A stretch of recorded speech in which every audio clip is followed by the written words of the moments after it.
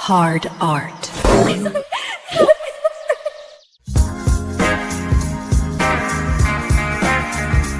You live here? Yes. Well, maybe you know what a zombie is. When a person dies and is buried, it seems there are certain voodoo priests who have the power to bring him back to life. Horrible. It's worse than horrible because a zombie has no will of his own. You see them sometimes walking around blindly with dead eyes, following orders, not knowing what they do, not caring. You mean like Democrats? Hard art.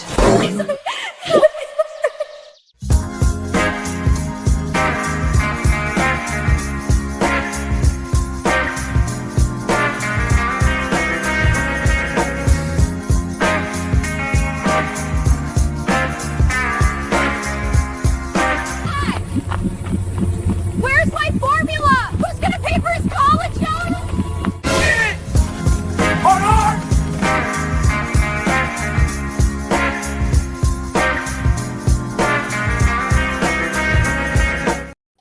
Hey, what was is good. up? What is up? Woo! Yo, how is everyone doing? I like how John did the Shane, like a toned down version of the Shane Woo there. Oh, woo. Yeah. Yeah, there. R.I.P. Now you're Yeah, he's dead to us now. Yeah. Fired. Is he? Are we firing One him out for for just Shane. a week? Is that how Yeah, that I works? think it'd be, Oh, that's how it works. time. You gotta set an example every now and then. I mean, I was almost Take it fired up. last week for being late, so I think it is only fair. It's gone around the horn. Me too. Yeah. So. Yeah, we were all going to get fired yeah. before it's through, except for John. John Yeah, Yeah, everybody it's- thinks it's like Dairy Queen. You just come in when you feel like, like, oh, yeah, how it goes here. Yeah, how Yeah. it goes here. You That's gotta- every other show.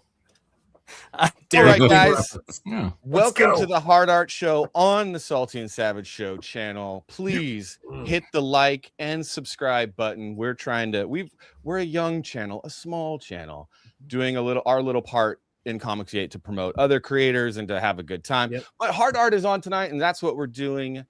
And so I'm going to check in with everyone. John, how was your week, man? Oh, man, it's been great. I got this dog. Oh. Yeah, keeping it away from the cats. Did a little bit of gambling with Joe and Sean. That was pretty cool. Some blackjack Saturday, I think it was. Yep. Walked out. I went in with 300. I said I'm not leaving without 5. I didn't leave with 5, but I did leave with my 300 back. Okay, you got at least your money back. You didn't. Well, lose all here's your the thing, right? So, I was like, I came back with my 300, but I also bought beers. I was also tipping. I mean, I was having a good time. I think we all were. So I'm like, well, that's free, but then we had to pay for our meals, and okay, whatever. It's back to 300. There you go. All right. Yeah. So and then the dog. So is it a bitch? Is it a boy?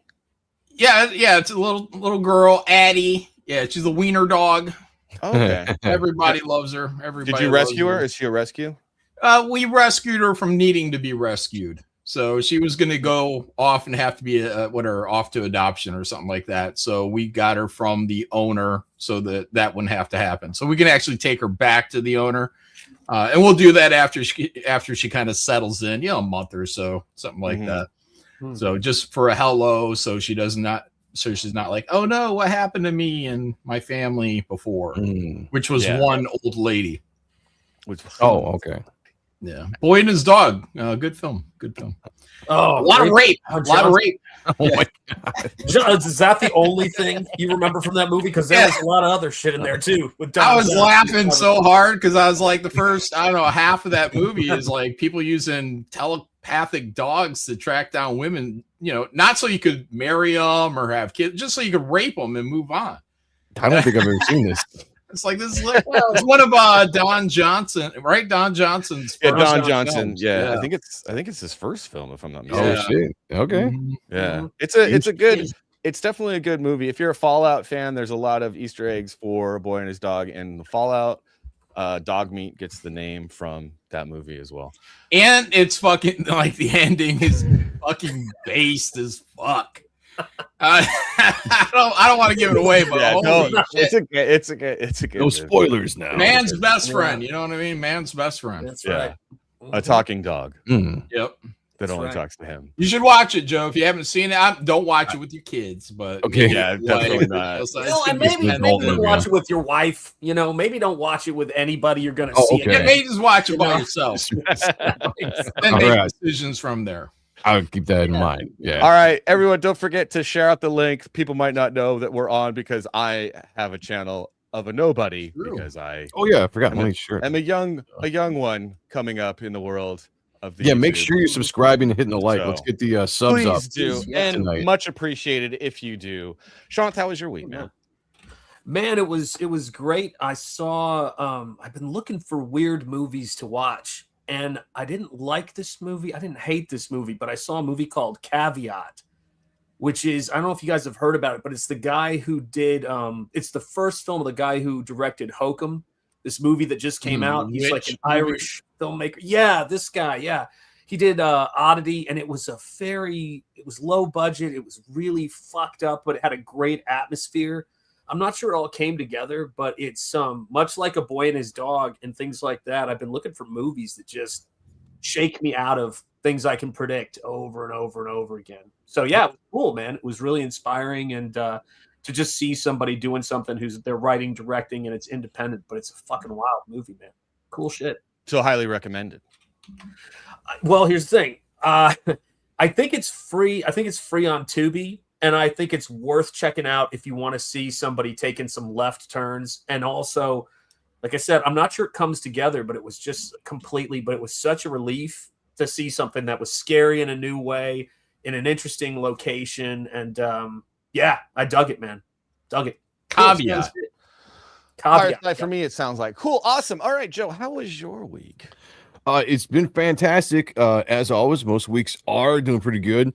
I like John was saying, we went gambling over the weekend. I did not Great walk out with the money that I walked in with, but that's okay. Not a big deal. I had a good time, drank a little bit, got a really good buzz on. There for a second. Yeah. Like, I really did. I was like, oh man, I'm feeling good. So much so that I went and Big pulled out comfort. some extra money, which was good. I set it aside. So I told this on Sunday show. Like I set a certain amount aside, but I only took a certain amount in. So I pulled out money. That's good. I'm not emptying my bank account. But I did not work walk away on that. with it. Yes. Yeah, we're gonna work on that one of these days. It's just gonna, but no, everything's good. Been looking forward to tonight. I got a big week next week with the launch of Reaper Destroyer, so looking good. Let's go. Oh yeah, next week. All right, great. Yeah, Next May, Friday. May 12th. That's right. In fact, guys, get your campaigns pulled up so that we can show those throughout the night. That would be awesome. Oh yeah, I had a good do week. that. Yesterday was a bit disappointing though. I barbecued and my wife got me some beer, and it was the most disappointing beer I've ever drank Pabst. while barbecuing. Pabst and Blue I'm- Ribbon. No, I like PBR, man. What Do you really? Okay. Yeah. All right. Okay, there used to be a bar in LA in Los Feliz, and they had PBR on tap for 50 cents. And so you'd go to the Dodger game, and then you'd go down the hill to this little pub and get shit-faced for like $20 if you could drink that much beer. And I always would tell my friends, I was like, you're guaranteed to see an awesome set of breasts and get 50-cent PBR. And so when we'd go, they'd be like, where are these naked boobs? And I would point over to a Mexican velvet painting on the wall. Oh There's man, nice voluptuous breasts of a Mexican cowgirl. Oh yeah. Scribe Comics knows exactly the bar I'm talking about, across from the Red Line. I cannot remember what it's called. There you go. I went to a bar out in California when we were out there. My butt is his bar, but I'd go once in a while if they would go out there. We'd go out there, I think on Sundays for pool. It was dead, but it was cheap, It's called the Pump Room. And wow. The waitresses would just be in basically their underwear and a bra, and they'd be hot. They'd be hot. Now that's what you're Go out there, talking play some about. pool. Now, did they? I would act like I'm 100% not interested. There you go. Faye would be there. I'd be like, How'd what? that go? Women in their bras and paint? What? Talking about? Not while I'm eating. You're cool. Yeah. Not well. I had no idea. Yeah. What the hell? So there's been some news. One of the things I know Shanth wanted to talk about real quick before we get into the real stuff that we want to talk about. Was an amazing poster artist that passed away. That's right. I think was it today, Shanth, or this week? I think it was yesterday, right? Wasn't it? Yeah. And Tony, this, Tony Stella. yeah, what a fucking legend. And yeah. I mean, he did mainly illustrated posters for foreign markets of American films, but he also did this one, A Dollar's Trilogy. Like, so he did key art. This is what we call so I used to work on poster art when I worked in Hollywood. When I lived in Hollywood, I did poster art. Tony Stella was a legend in our field. Like Drew, everyone knows who Drew Struzan is because he did Star Wars and hits. Indiana He did all the Jones. hits. This guy didn't do all the hits. This guy didn't do all the hits, but a fantastic artist nonetheless. Close He did a lot of spaghetti westerns. He did, Click on the Japanese 4 down in Japanese on the side of Tony Stella. Just so I got to hit John with this since he said this guy didn't do any of the hits. I got to hit him with the show me a Kurosawa hit. poster. Oh, Yeah, come I'm gonna on. scroll to the hits, Kurosawa. man. Yeah, he did. Beautiful work. Well, we love Kurosawa. Shane's never heard of the guy, so I don't know if I can say they're hits. Yeah, that's true. They're probably not hits. I mean, this but is yeah, he did website. I know AM. that Sean had some stuff pulled up too, but I saw Rand there. Yeah. he did Rand was up Rand. there. Okay, so mainly foreign markets. Anyway, in our industry, when I worked in Los Angeles, we knew who Tony Stella was. Huge. And we referenced his work a lot, trying to emulate what he was doing, more so than Drew Struzan, because Drew Struzan was a big tracer. What? Oh, what? He did. I mean, he did some stuff. He did Stray Dog. He did all these great posters. But sometimes, I mean, look at they had a poster in there of Outsiders that he did, and the guy was just sick with composition. Like, he could go more abstract, he could go more painterly. But yeah, so rest in peace, Tony. And thank you, man. Legend, amazing artist. Yeah, good. Hardly knew him. Hardly knew him. Didn't know who he was. You didn't even know he was sick. I didn't know who it was. Yep. So there's a movie that came out, or no, not come out. That's a trailer everyone's talking about. Trailer. Yeah, there's a trailer everyone's talking about. Christopher Nolan says that his next movie, Odyssey, is going to compete with comic book movies. Wow. Well, that's a good bold. Yeah, I was just gonna say bold statement. Mm-hmm. See if it plays out for him. Super bold statement. I don't know how you guys feel about that. Bold strategy, Cotton. Someone did say Pepperbrook. I was gonna jump in there. Joe, you get me, Joe. No. I don't know. I don't know. How do you guys feel about that statement? Do you think that this movie is gonna be able to compete with the Marvel, what Marvel has done in the past, or do you think that it's gonna be a flop? I think it's going to be its own thing. I hate to be like comparing it to like Marvel superhero movies. Generally, fast paced, a lot of punches and little quips, whatever. Yeah, I mean, this is just going to be an epic with monsters, and I'm all for it. Yeah. But is it gonna launch a renaissance, a new wave of epic filmmaking with monsters? Are we going to get the who was it, Harryhausen stuff? Revisited, we're going to get a whole lineup of I don't think so, but I think we're going to get a good Christopher Nolan movie. I would and knockoffs will, I'm sure, follow, especially in streaming or whatever, so just what it does. Let's watch this trailer and see if we all agree. Fine, I won't give my point. Oh, sorry, Joe. What was your point? No. Play the trailer. I mean, that's fine. Just skip right over me. I see how it is. No, it's. I think the movie's going to be. No, you listen to me. Okay, I think the movie's going to be good. I think there's a lot of issues with it, a lot of backlash already with people that have it with the costumes, the period stuff. You've got Elliot Page in the movie, which already is a negative for a lot of people, including myself. But I like epic fantasy movie, like based on mythology and all this kind of stuff. So I'm looking forward to it. I'm keeping my fingers crossed that it is good. And if it is good, we could see a rash of movies coming out like this, which I think we need. Will it compete with other movies? No. I have two things to go off of what Joe just said. One, do we know, I know there's two faux outrages that have gone on so far. Mm-hmm. Maybe one's legit, but one is the black chick. Oh, right. They're oh, she's Helena Troy. Nowhere have they said she's Helena Troy. Have they said that yet? Has that been confirmed? I can see that getting so much mileage, and I'm like, I'm not even sure that's a fact. I mean, bitch could be a slave. That would make sense. That made everyone be shocked. When, oh man, a black girl, a slave? She could just be a slave girl to, I don't know, Helen of Troy. But for like what, a year now, people have bitched. Oh, this is Helen of Troy, and they keep comparing her to the chick from Troy. Yeah. You know why that would be wild, John? You know why that would be strange? Tell us. Because the Odyssey takes place after the fall of Troy, when Paris and her flee the area, go off and live their lives. So it'd be kind of strange if that was Helen of Troy in the Odyssey, just as a thought. I don't think she features big in the Odyssey. Yeah, they're going to have Trojan War. They're going to have that, but whoever plays that character is not going to be in there very long. I was going to say, because it's centered around Odysseus, so you're going to see that from that point of view. So it would make not a lot of sense to really dive into Helen of Troy or Achilles or any of these other characters. I mean, they might have them in there. I don't know. We'll see. Yeah. Hiroshima, show me evidence that is Helen of Troy.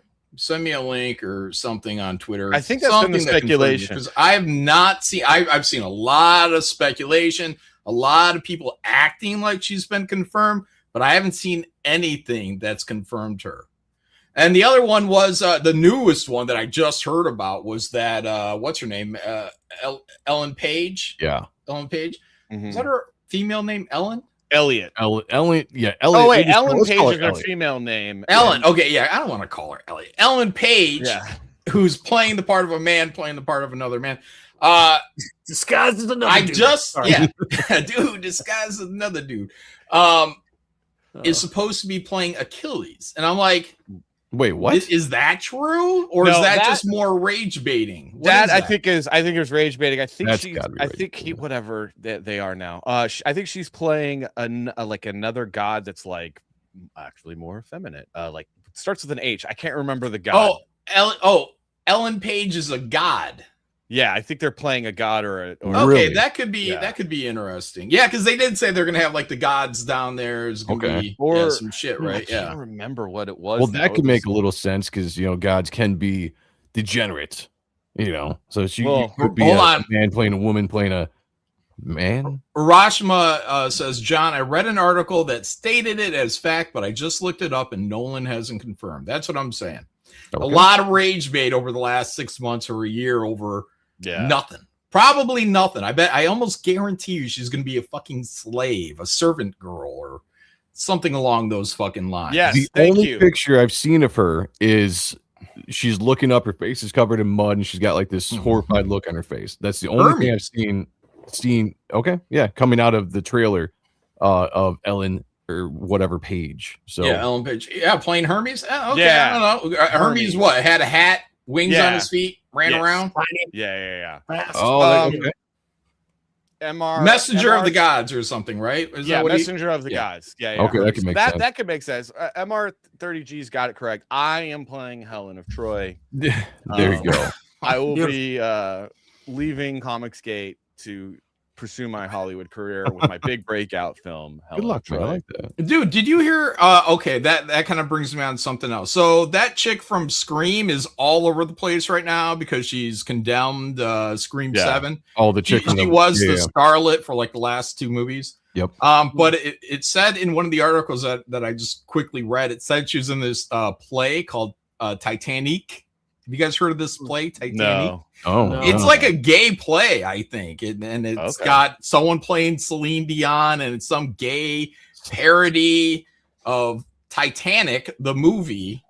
And so all those roles are cast. There's Jack, there's Rose, and Rose's mother, who is played by Jim Parsons, the fucking dude from Big Bang. Oh, yeah. So he's up on stage dressed as a chick playing the role of a chick. Oh, really? Well, yeah.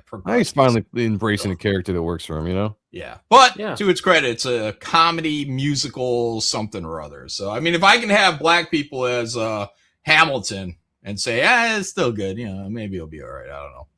But I was like, that's what he's doing? Sheldon as a woman. Yeah. All right, let's watch. Let's take a look at this trailer, see what we think.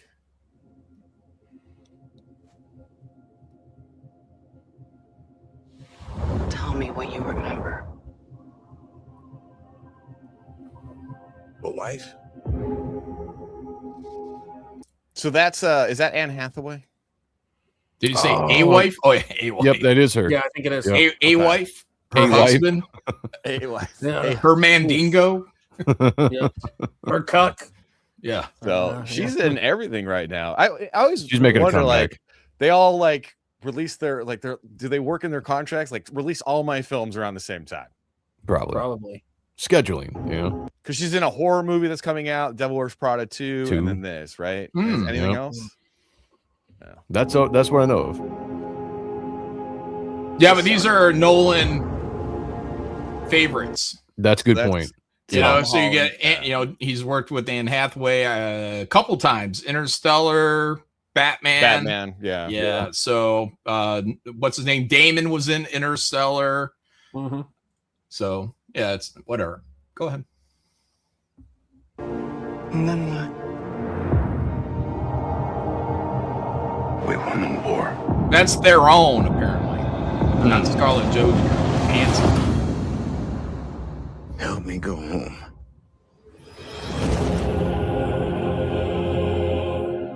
This is a household waiting for master. I want you to choose me. Ithaca's king is coming back. No, he's not. I said it before, but it's funny that all these Brits in here They're have to talk British. American. They're all talking American instead of it just everyone Yeah. putting, because Matt Damon probably doesn't want to do a British accent, or it's terrible, or Matt Damon or Anne Hathaway. Tom Holland's there. He can do a British accent. Well, He's British. Yeah. Yeah, he is. Yo, Yeah. I want them to speak our language, John. I'm Yeah. done. They You need to want- start speaking English, because when we watch those British mysteries, half the time we got to have subtitles on, because we're like, what? Yeah. right. English? Do That's you on a speak turtle. it? Yeah. Yep. I think Robert Pattinson in this movie, I think, is going to play a really good villain. Another From this Brit trailer. playing an American, playing a Greek.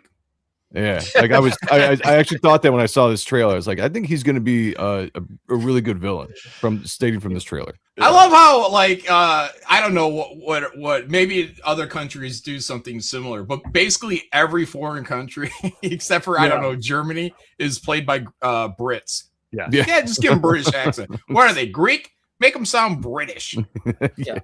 That's I mean, for the longest time, it was Eddie Izzard used to have a joke where all the villains in American films were British because of the Revolutionary War, and so you know the Death Star full of British actors, full of English. When we did Robin Hood with what's his name, Kevin Costner. Who was the other the one that played in Alan Rickman? Interview with the Vampire? Oh, Christian Slater. Oh, Christian Christian Slater. Slater. Yeah. That was a very I don't think either of them Christian did a Slater. Yeah, I don't think either of them even bothered, right? That was the Nobody whole joke did. in what are Nobody Men in did. Tights, right? Yeah, he's like, I speak with an English accent, or I'm the only Robin. Anyways, accents are stupid. All right, let's go. Yeah, Everyone no. should just talk American. There we go. Thank you Especially for choke cuffs out. on this Learn guy. the language, choke out. Good lord. Yeah, every time. All right, so this is the Cyclops. I'm Mhm. less When than I impressed. When I saw this, I expected to be like, my princess, Yeah. it came to us. I'm not as excited. Like, I'm not gonna quibble with little, disappointments with like the look of the Cyclops. Like, whatever, like I would have had a different design. I think a little bit more intimidating than this. But in general, I think whatever. I'm fine looking over this and be like, this is fine. It is what it is. John, how do you feel about the vagina eye? Definitely a vagina. Yeah, the choice to put it vertical, whatever. I think it's supposed to be off-putting, and I think I saw a frame or something where you can actually see that there was like another eye, but it was, I don't know, damaged but it was like right in the cheek area. Interesting. So like if you follow that eye down and you look at his cheek, I unless it was a fever dream, I saw like it looked like they had another eye, but it lost it, or it's been evolving away from it over generations, maybe inbreeding. He's got a crooked nose, so I'm like, he's got a deviated septum like I do. He's probably snoring. Lots of coke. Yeah. Like he's gonna give himself away. I'm surprised they were able to sneak up on him. Does this put a whole new meaning to the phrase skull fucking? Oh shit! Yeah, Well, it'd there be was funny a- if you took that person and started going like that with them, man. Yeah. What were you gonna say, Sean? No, I can't. I don't know if I can recover from that, man. But yeah, there's that whole fact that his face is sort of twisted over and deformed. It's tough to bet against Christopher Nolan because when he does a movie that I'm not wild about, it's never awful. It's interesting, So Yeah. I mean, that's kind of where I am with this. But yeah, But- it's Also, this opens it up, and it should. Like, we haven't had, like, it used to be like, you get big hits, you get a big parody movie and making fun of it. Mm-hmm. Now it's like, I don't know, Hollywood's so scared of destroying, like, sacred cows. Like, good parody movies are pretty much fucking gone. But you could parody this to fucking hell, with the fucking vagina forehead, crooked nose. Just even in the casting, you get Steve Buscemi up there, Cyclops. Yeah, I mean, there's money in those hills, but whatever. We'll see if anybody ever gets around to it. I don't know why they don't do it.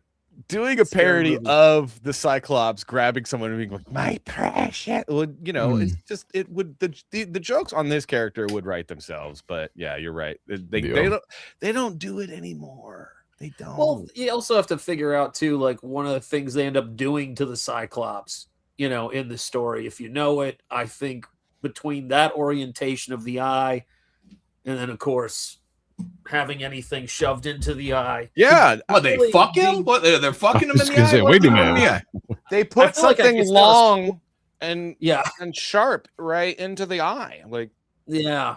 Oh, just like in Starship Troopers. Yeah, they had censored Yeah. that. All right, so there will be a sexual innuendo. Nice. yeah, Ah, And then they all take turns doing it, which is the weirdest part of the excellent.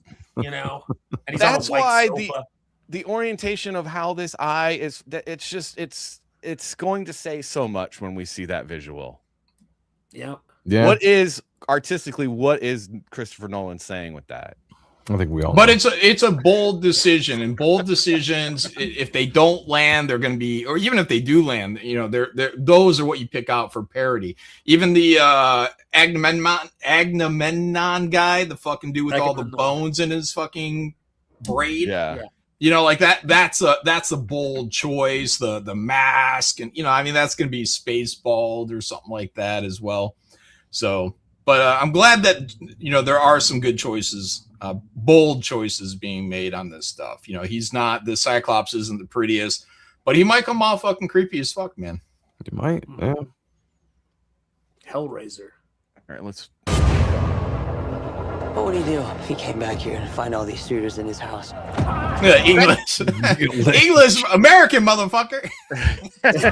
Was that John I was- Leguizamo? Yeah, I like the Oh, random was. John Oh, Leguizamo in there. John Seriously. Leguizamo, the only motherfucker that probably can't speak American. He's fucking stupid fucking Boston or whatever fucking accent that is. All right, go ahead. Yeah. House. You're pining for a daddy. You didn't even know. Like some sniveling bastard. Yeah, they're gonna fuck, man. Looking after your wife and son. Do you see? My dad is coming home. My dad? Bringing vengeance. I think I brought that up before. That's a weird thing to, like, how, like in the language, like Right. you're pining for a daddy. My dad is coming home. When you just want to hear him say father, it's Yeah, that's the only thing old, that it's a stood little out for me a little more, bit. Yeah. it's a little more sophisticated than dad. Yep, My, I agree father, with that. my father is coming home, and you're like, oh, okay, yeah. My dad, I think it'd my be better dad's coming home. They were casual, and just he referred to him as his first name. Look, Bruce is coming home, all right? Yeah. Dinner. Like, just really, break it down that way.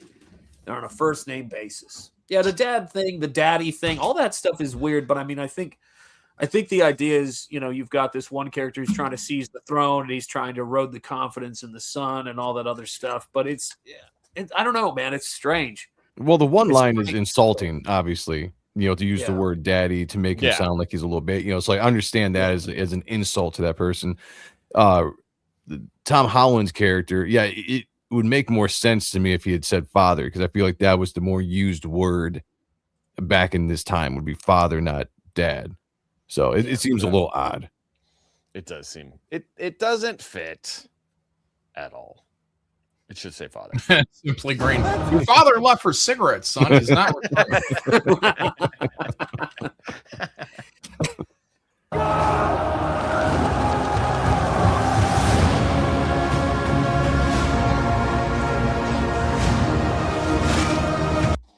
Now, these guys seem a little underwhelming. Who are they supposed to be? Help me out, chat. I can't remember now. I don't remember this. I mean, it's been a long time since I read the Odyssey. Is when I was a little kid, but the last time I actually saw a movie about the Odyssey, I don't remember What are they called? these characters.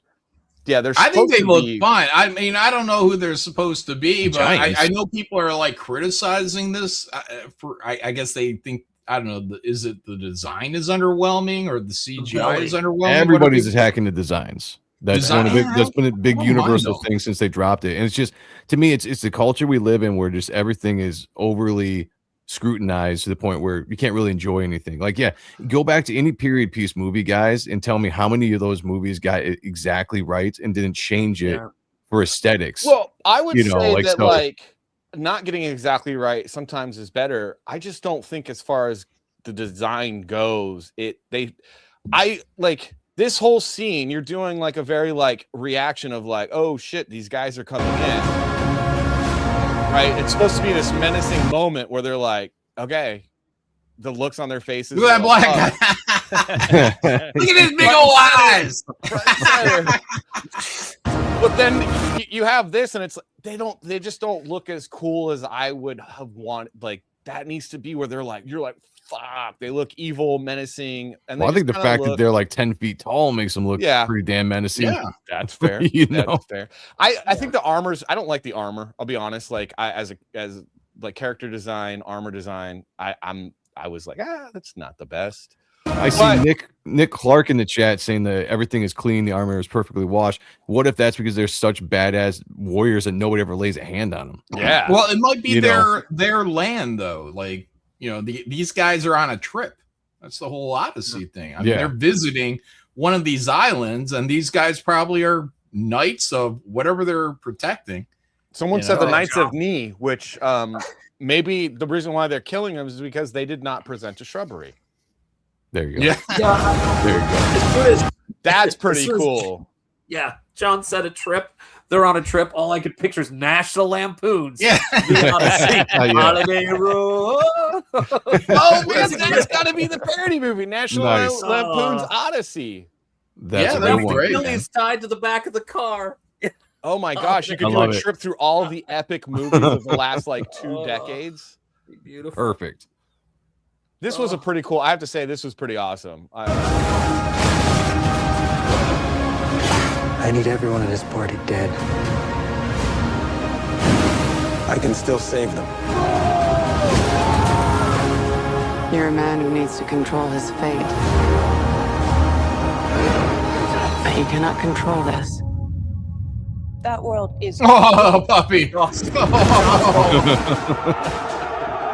one could stand They're Grogu. That puppy is dead, by the way. Oh no.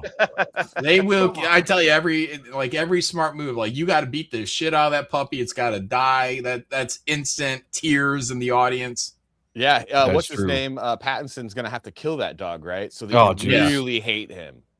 Oh boy. That would do it. Because that's how you always go. Okay, that guy has to die because he killed the dog. That's the entire premise of John Wick. It works every time. Not even the gods. Keep us straight! See, guys, that's an oar. Yeah, pick it up. Everybody keeps showing me paddles is like an own, like, dude, come on. And so what you're saying is grab one of these. Grab an oar. Get next to one of your buddies like Joe or Shamp or me and you. Oars are mounted. That's the difference between an oar and a paddle. I don't want to be mounted. Wait, what? No, the oar is. The oar is mounted. Okay. Look. Okay, I was all about grabbing an oar, but now you're talking about mounting, and I think I might have to take Look how yellow those oars are. Isn't that weird? Everything, I don't know. Nothing else is that bright. I guess they're not worried about camouflage or anything like that back then. Who's flying over them other than the gods? That's true.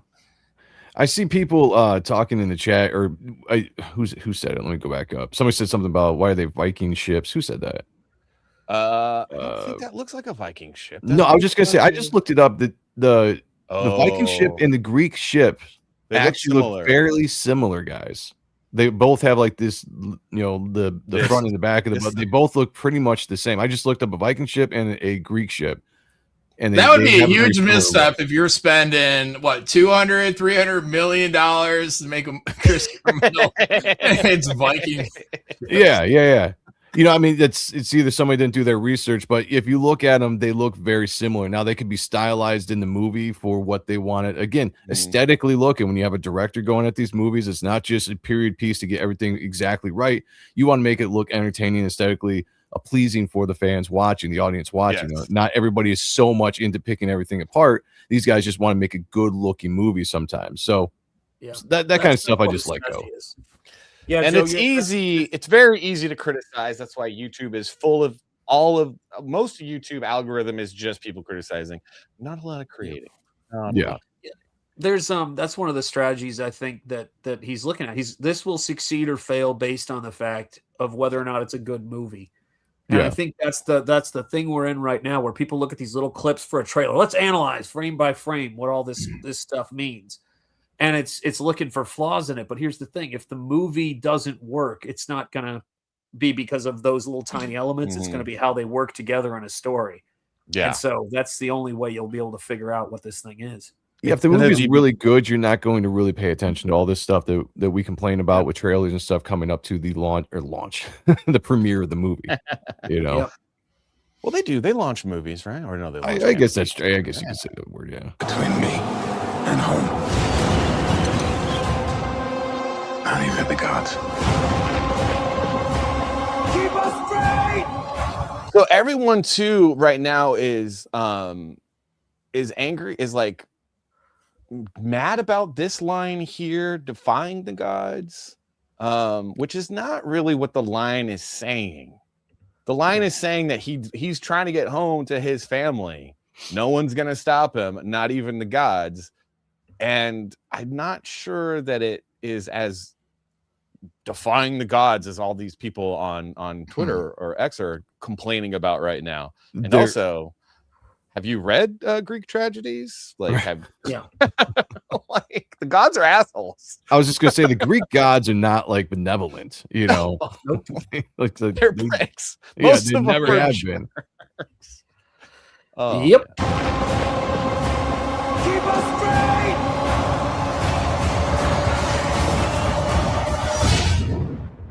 Yeah. I think it's asleep. He was wrong. Now I'm looking forward to seeing. I'm pretty sure they were just teasing the giant because they don't. Do we lose Salty? I think so. Okay. Hello. They don't. Okay. We'll I'm find looking out. forward to doing it. I'm going to be watching this in IMAX. Like, it's definitely nice. definitely worthy of an IMAX viewing. So if we get that, I'll be there. I've never seen I don't know if I've seen a movie in IMAX, at least in the last 15 years. Because they're so fucking expensive. I do need to do it though. Maybe this would be the movie to do it. I don't know. This is the movie to do it. Christopher Nolan movies are the movies to see IMAX because he films. He still films everything for IMAX first. Does he? Right? Okay. Yeah. He really puts in the work to make that experience worth the ticket price. And I have to say, I've not ever been disappointed visually with a Christopher Nolan film. I might not have always liked the story, but visually they're always a treat. And that's true. Seeing an IMAX. I'll say this. Go ahead, Sean. No, I was going to say, last movie I saw in IMAX was Jaws, and that was great to see. Oh, nice. 1970 something. Wow. 80 something. Yeah, well, it was IMAX. Back then, it was just Max. They hadn't gotten the I letter yet. Go ahead, Joe. I was just going to say, people, by all means, hate the movie all you want. I think it looks good. I thought it looked good from the beginning. The teaser trailers, everything I read about it. But I like this kind of period piece movies. Like, I like the what genre does this fall into? Because I can never, it's not a fantasy. I like this stuff, and I like the fact that we're getting a modern day version. The last time we got this was Troy. I thought Troy was great. It's an epic movie. So give me more of this stuff. I hope it's going to be good. We'll see. But as of right now, the trailer gets me like, yeah, I'm gonna go see this in the theater. I'm gonna check it out. Laws and everything. I definitely want to go see this. I'm hoping for the best. I'll prepare my heart for the worst. There you go. Because I am a cynic at heart. Yeah, I mean, I am a cynic. I lived in Tinseltown for a long time and worked on a lot of this stuff. And that's true. You have a slightly different perspective. I'm a bit. I'm an optimist at heart. Like I usually, I don't know. The cynicism is not in my heart for most of the point. So I see things. I'm just like, okay, cool, looks good until I see it. Then I can make an actual judgment on it. But right now, I think it looks good. Yeah. I just wonder, like, what the conversation was like on the accent. Because, like, did one guy say, "Hey, in order for us to make $1 billion, we need to make this Americanized"? Like, could be. It's probably Matt Damon, because Matt Damon probably came in there like, "Can you do a British accent?" And he's like, no. I can do a Boston accent, and I can do this accent, and that's it." He's like, "Do you want me to just do the Boston accent?" Like, yeah, that actually might have been fun. I would have been down with that. Yeah, Leguizamo was gonna. Why not? Brooklyn, where the fuck it is? I don't know. Keep us straight!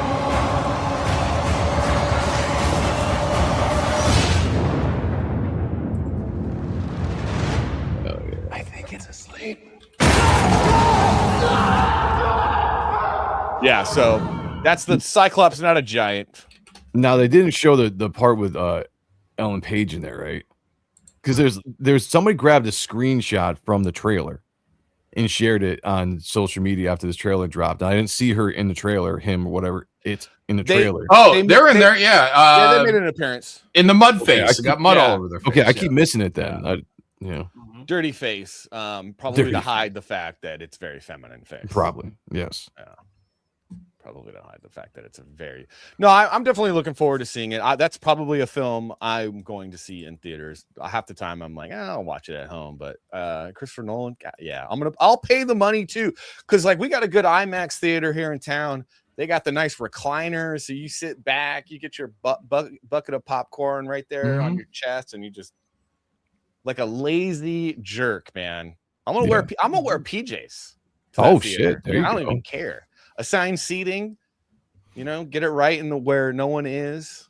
I like it. On a Tuesday, no one's going. Hell yeah, dude. I like it. All right, so let's take a look at what's going on here, Joe. Oh shit.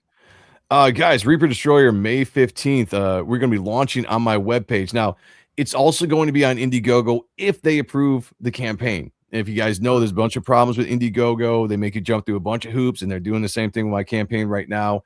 It's ridiculous. So I don't even know if Indiegogo is going to be up and running by the time we hit the next Friday. But don't worry.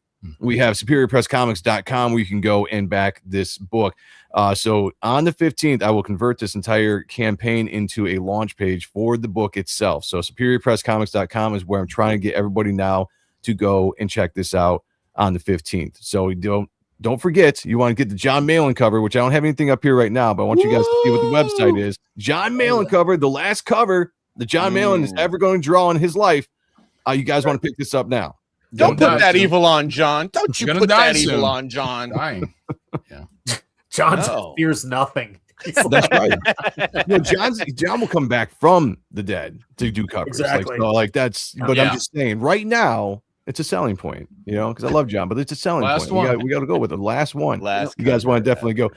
You can also grab the preview book you can just go to superiorpresscomics.com, click on this. It'll take you to the campaign page. It's got the preview book, which will be shipping in December.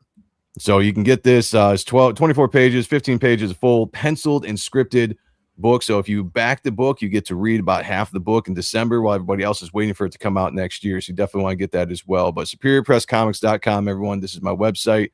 You're going to want to come here on the 15th for the launch of Reaper Destroyer issue 2. Launching May 15th, correct? May 15th is May 15th. Yeah, that's awesome. Everyone should check it out. Those covers, dude, every single one of those covers looks fan-freaking-tastic, man. One looks better than the other. They actually, actually, here, let me share this real quick, and bring this up. So you can take that one down for a second. Let me bring this one up. share this real quick because we do. Let's just show off the John Malin cover. Yeah, let's get it. Yeah, Let's do it. Let's do it. So here we go. There's the John Malin cover, everybody. Beautiful, trippy cover that you're ever going to see. One of my favorite covers I've ever seen on Reaper Destroyer, and I'm not just saying that because John's here. This is true, and I said this to John when he turned this in. He was the first person to kind of capture this character, especially the story. And what I like about John, when I had him do the cover, he said, give me a little rundown of the plot and stuff. So I went into a little bit of stuff that, I don't tell anybody else. And he puts things on the cover. It's a very storytelling cover, right? You don't get that from a lot of people. A lot of people do pinups, and I got some great covers. Brett Booth, Alaris Bedra, Ethan's going to do a cover as well. But John did a cover that actually dives into the story. So you can look at this cover and see where we're kind of going with this story. And he actually even inspired me with some of the imagery he put in here that said sparked some ideas that I'm now adding into the book. So definitely get this. This is a John Malin cover. You also have the Brett motherfucking Booth cover that we have on here. If you guys don't know Brett Booth, you should. Fantastic artist, been around since the 90s, currently doing Spawn, although he's about to jump off of that. So he turned this in. Very awesome. Oliver Isabedra did a very awesome cover as well. And then you can get my cover for the book featuring the very evil, sexy Vanessa on there.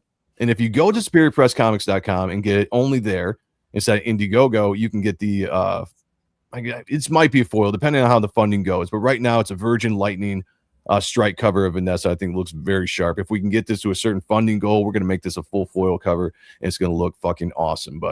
And we haven't even seen Ethan's cover yet, so definitely check that out. And I actually just got a text from Marlo Quiza, who just inked this picture up for me. He'll be sending this back so we can get this to Dave to get it covered or colored. And this is going to be the reprint of issue 1 that you can get on the campaign as well. So it's nice. Very excited about. Are you launching on Ethan's? Is that what that is on Friday?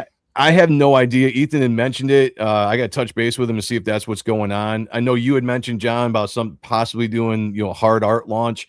And I was thinking like what we could do, and I can talk to you behind the scenes about this, but I can just throw it out. Maybe we could do like a pre-launch kind of thing and just launch your cover on next week's hard art. If you want to do that, like an exclusive thing or something. I don't know. We can talk about it, but I don't really know exactly what's going on. Supposedly Ethan said he's going to do it. We'll see. But regardless, it's going to be launched somewhere on the 15th. Okay. All right. Okay. Cool. Oh, I wanted to say on my cover, if you want to pull that. Oh, yeah. Let me bring it back up. Back up real quick. 2 things I'm most proud of. I did the Sam Keith telephone cords in the cape there. Yeah. Before he died. That's right. I was paying homage to Sam Keith a week before. It was like a week before he died. Yeah. A week before he died, I'm out here being like, hey guys, Sam Keith is cool. Everybody else jumps on the bagwagon after he dies. Then he's everybody's favorite. That's right. But nobody was homaging him till after the dude was 6 feet under. Not think, old John. I think this cover might have actually ended his life. I think he saw this cover and he was like, I wasn't going to say I it, but... can't even do my own style as good as this anymore. It is time for me to leave this plane. That was the first thing I noticed when John turned this in was the telephone cord stuff. And I showed Sean, my best friend. I was like, dude, you got to check this out. Because I hadn't seen anybody do a Keith-ism in the art for the longest time. I was like, dude, look what John did. He looked at it, and right off the bat, he was like, dude, he did the Sam Keith telephone cords. I was like, I know, it's fucking badass. So which Sean? Who's Sean? Sean Arendt, my co-host on on stuff and the Grift and sometimes the Ronan Joe show. Yeah, Sean Arendt. Nice. Oh, now people are saying Rashman said I stole his life force, and then man said I killed Keith by taking his style. Interesting. Yeah, maybe I did. I did kill the guy. Yeah, because my name is Sean. There you are. Sean Salter. That's me. Nice. Different Sean. That's good. Different Sean. Yeah, and then John did this Easter egg here, and people might not get this, but when I was pitching this book, I was saying this was like Alice in Wonderland meets Empire Strikes Back. And I didn't catch this in the black and white until it was colored. And then I saw you put Alice here on his signature. So again, that's just a top-notch storytelling, guys. Yeah. Yeah, good Easter egg right there. Yeah, I figured with her on my signature, detached her just enough from the image to be like, yeah, there's an inspiration, but she isn't necessarily physically there. Right. Yeah. No, it's good. Like you don't see a lot of artists do that. Like that's I'm a genius, Yeah. So. Oh, and I colored it too. That was the other thing. That's right. Yeah. This is all done by John. drawn, inked, colored, everything done by John. So you definitely want to get this when it launches May 15th. Grab it up, do it up. Right. Very cool. Amen. I'm digging it. All right. Beautiful, so dude. the link has been in the chat. Make sure to go get that. Back it, follow it, do all the things, because you're not going to be disappointed, because a Superior Press comic is a superior comic. It just is. It's in the name. That's right. You know? It's in the name. All right. What are we going to do that? You guys want to watch this Evil Dead, this new Evil? Yes. We got an Yes. Evil Dead? Okay. Oh my into god, it. I'm All right. pumped for it. Because I've only seen the teaser, right? We watched the teaser last week or something. Was Yep. that what we? Yeah. So yeah, let's go. Okay. Yeah, this has got stuff in it. Let's That's take a right. look. Is it playing? Those long old credit things. Are you guys blades up or blades down in the dishwasher? Blades down. Blades down. You're fucking Blades kidding. down. Really? Yeah. Yeah. Yes. Safety. Disgusting. Does That- it Well, no. still get Fuck it still no. gets washed. Look, what the, does it? What? Does it get How washed? old were I you when feel you like started? there's too much covering down there.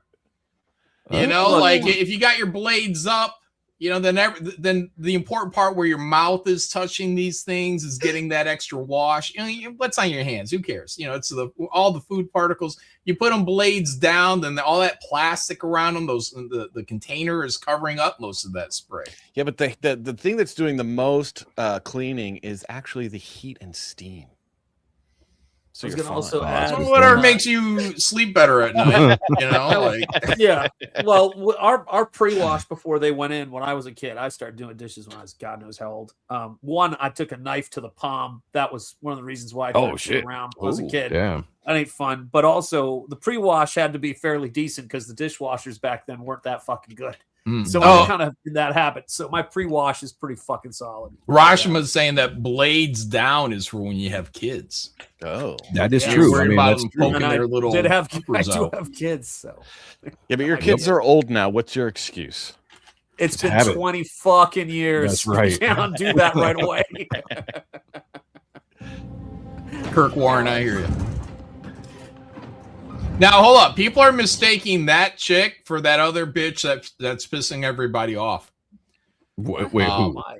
The one from Scream, but that's not her. Oh, That's yeah, that's somebody not her. else. Oh. Yeah. This is a girl that looks a lot like her, and maybe she'll be featured in Scream now. I since feel that like other this girl's this pissing chick everyone is off. older though than I think she's other just been through the shit here. Oh, okay. I could be. I don't know if she's older. It's She's just been through it's the shit. wear. It's a horror movie, you know, like Evil Right. Dead. You know, people are. That's a good point. It's not fun. All right. What's wrong? What happened?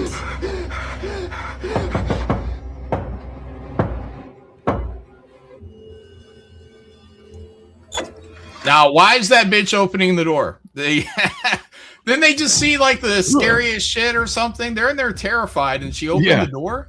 Yeah, it doesn't seem very smart. Is this somebody they know? Yeah, that's the girl that gets her fingers off in the door Oh, handle okay. or in the door. That's great. Oh, damn. Oh, We shit. found you. There we go. Sweet boy. I don't care about your kid. John's there for the tight. For us to be together again. You're a bitch. Resting bitch face. Our grandfather believed the devil. Why do they always read the book? Never read the book. Never I mean, read the book, man. Come on. It's the wrong book you get out too. You got to get the Bible out. There you go. They write the incantation in English, so Oh, nice. Easy to read. There you go. there you It's go. unrealistic. It's unrealistic. Nobody's opening a book and reading it in this day and age. That's right. 26. Oh wait, did they show the cover? Can you click that back a couple frames? No, use your arrow keys because it jumps like that. Oh, No, interesting. your arrow key by your shift key. Left Yeah, I don't have left that kind of your keyboard. shift key. Left I of your don't shift have key. those arrow keys. Unfortunately, I should get a new keyboard then. Apparently, Yeah. Our grandfather. Oh, believed that looks like a That fucking leather-bound book. Yeah. Like Yeah. that doesn't look like fucking skin or Did this dude like copy all this stuff or rip out the pages and put it into something else? Because that definitely does not look like the Necronomicon. no, it Does doesn't. not. Joe, that looks like one of your drawings there. Yeah, I'll take it. In fact, I drew this, everybody. Start the rumor. Oh, You told me Joe Sontag drew the interior pages Yep. of the Necronomicon. I believe it. I heard. Do they call it the Necronomicon in here? Because so. I just binged Evil Dead, the 2013 one, and then Evil Dead Rise today. Oh, and nice. they were calling it something else. It wasn't like Necronomicon. In Rise, they didn't call it. And also they were talking about it being the devil. Well, they're different Necronomicons too. Oh, okay. So the 2013 Evil Dead is more or less standalone. And then the Evil Dead Rise is its own kind of thing. And they have different incantations. I didn't know this until today, but apparently they're always a different incantation. Have you guys heard that? I guess I have not. No, yeah. And I think they said this one is the first one that repeats the incantation. So maybe the one from Rise, because they're tied. I believe these two are tied together. Okay. Because it's got that bitch from the cool. That's what I say about Rise. That's why I'm excited about this. Because like in Rise, I'm like, that intro was insane. It gets you super pumped. The audio, everything when that chick is coming out of the water, and then the title's coming up behind her. You're like, I'm about to watch the best movie of all time, and then they don't give you that movie. Yeah, and I'm like, fuck, man. So and I watched it today, and I was like, you know what I don't like about it is just that they don't give me that movie. Yeah, because I'm like, I'm watching, and it's okay. But they built it up so much in the first 10 minutes of Rise, and then they end it. So that's where I think this one's taking off from, because in Rise, hear me out. They're at the campground, and then when they get to the city or the skyscraper or the building, that's a day before the campground. Yes. Right. So then at the end, they show you the girl getting possessed, going to that campground.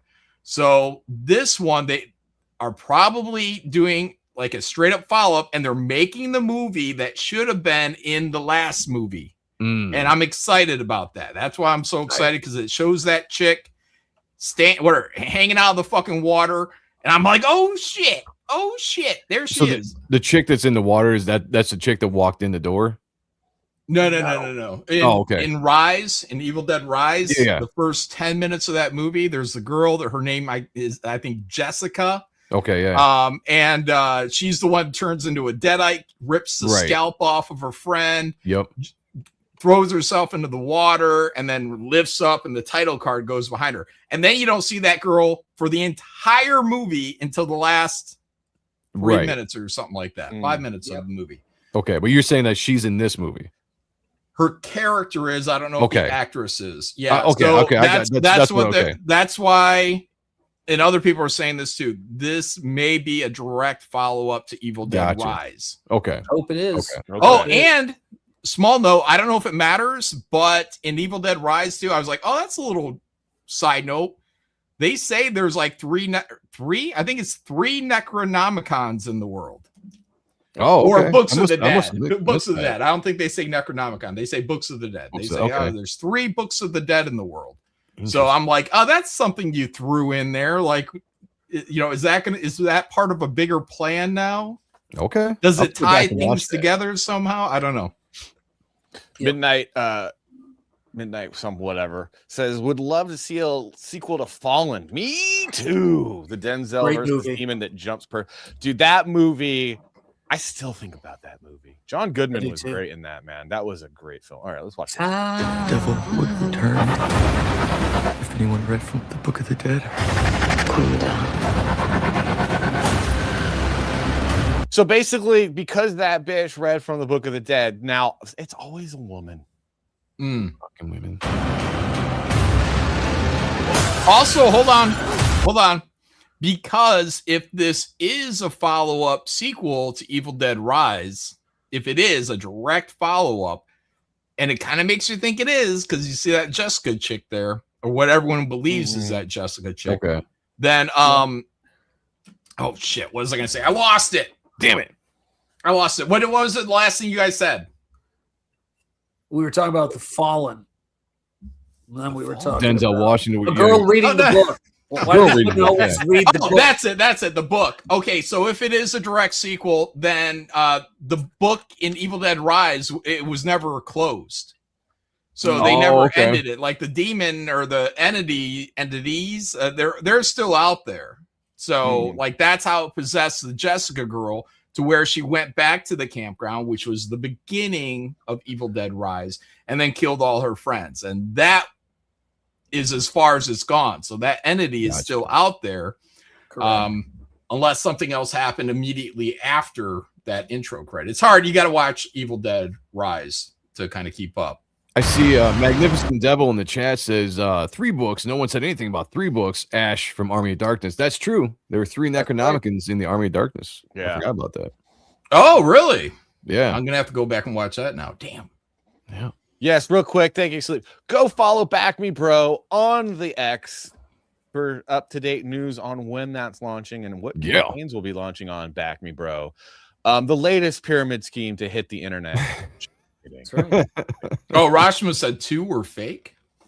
2 were fake. Yeah, 2 were fake. I guess that's true. That could have been. Yeah, I forgot about that. Because only one was the. Yeah, that's a good point. But still, Easter eggs maybe. Anything can be different in this. It's different, you know. Yeah. So yeah. Family can be reunited. Oh, there's a. How you like your nails now, bitch?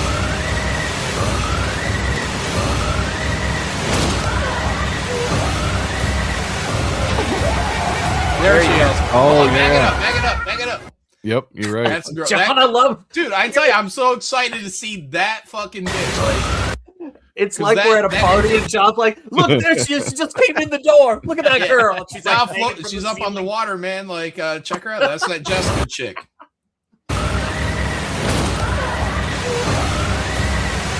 Right there. Yep. Yeah. She was So badass. you're right. This might pick up right where the first movie started. Yeah. Now that's what they're thinking. They don't know because the actress wasn't cast. They don't know if Jessica's in here. I mean, that could be anybody, but that is what I'm definitely fucking hoping. I hope that's fucking her because she was like that was the movie that should have been made. Yeah, I mean, it makes sense. It looks exactly like the way she was when she was coming out of the water in the last movie. So yeah, that's cool. I like that they're connecting it like that. That's cool. Subscribe. I misspelled subscribe because I can't spell because I'm retarded. Okay. But anyway, subscribe, guys.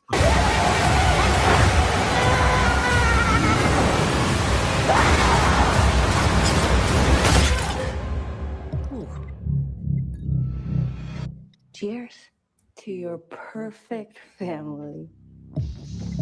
Oh shit.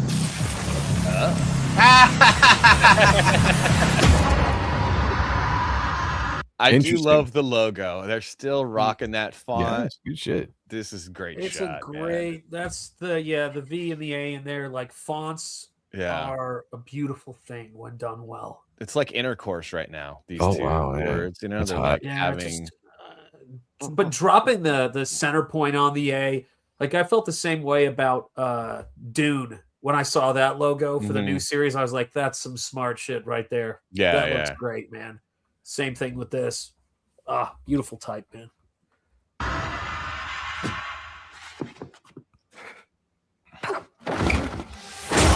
See? That's why you put a knife down. Yep. I love it, man. Yep, that's why right there. It's knives so down, over the blades top. down. Yeah. And let me tell you, when I was watching that Rise again today, I was like, I watched Evil Dead, the 2013 one, which was everything you want really in like an Evil Dead. I mean, you got all these setups, you know, the little fucking meat carver or deli slicer thing. You're like, oh, that thing's gonna be used, you know. Yeah. But it was a lot of crazy shit, like one after another, after another, after another. And then when you get to Evil Dead Rise, after that intro, you're going like almost 40 fucking minutes before anything happens. And I'm that's just true. like, oh, geez, like, can we get some crazy ass shit happening? And like demonic possession, one thing, but I'm talking like they got like the cheese grater, and as soon as you see the cheese grater, you're like, That thing's getting used. Yeah. So, but before they get to like real over the top shit, it's like 40 fucking minutes. Yep. Yeah. And then it moves, but it's like, shit, I want. Yeah. That's what I want with Evil Dead. Just shit after shit after shit. Let's go. Yeah. Yeah, I think it looks pretty good. I got to debate if I'm going to go see this in the theater or wait for it to come out. I haven't decided yet. But this looks way better than The Mummy. I'm just going to say that right now. I want to know what your piggies taste like, Joe. That's all. What's wrong with a little bit? Yeah, that movie didn't do great. I'm going to be honest with you.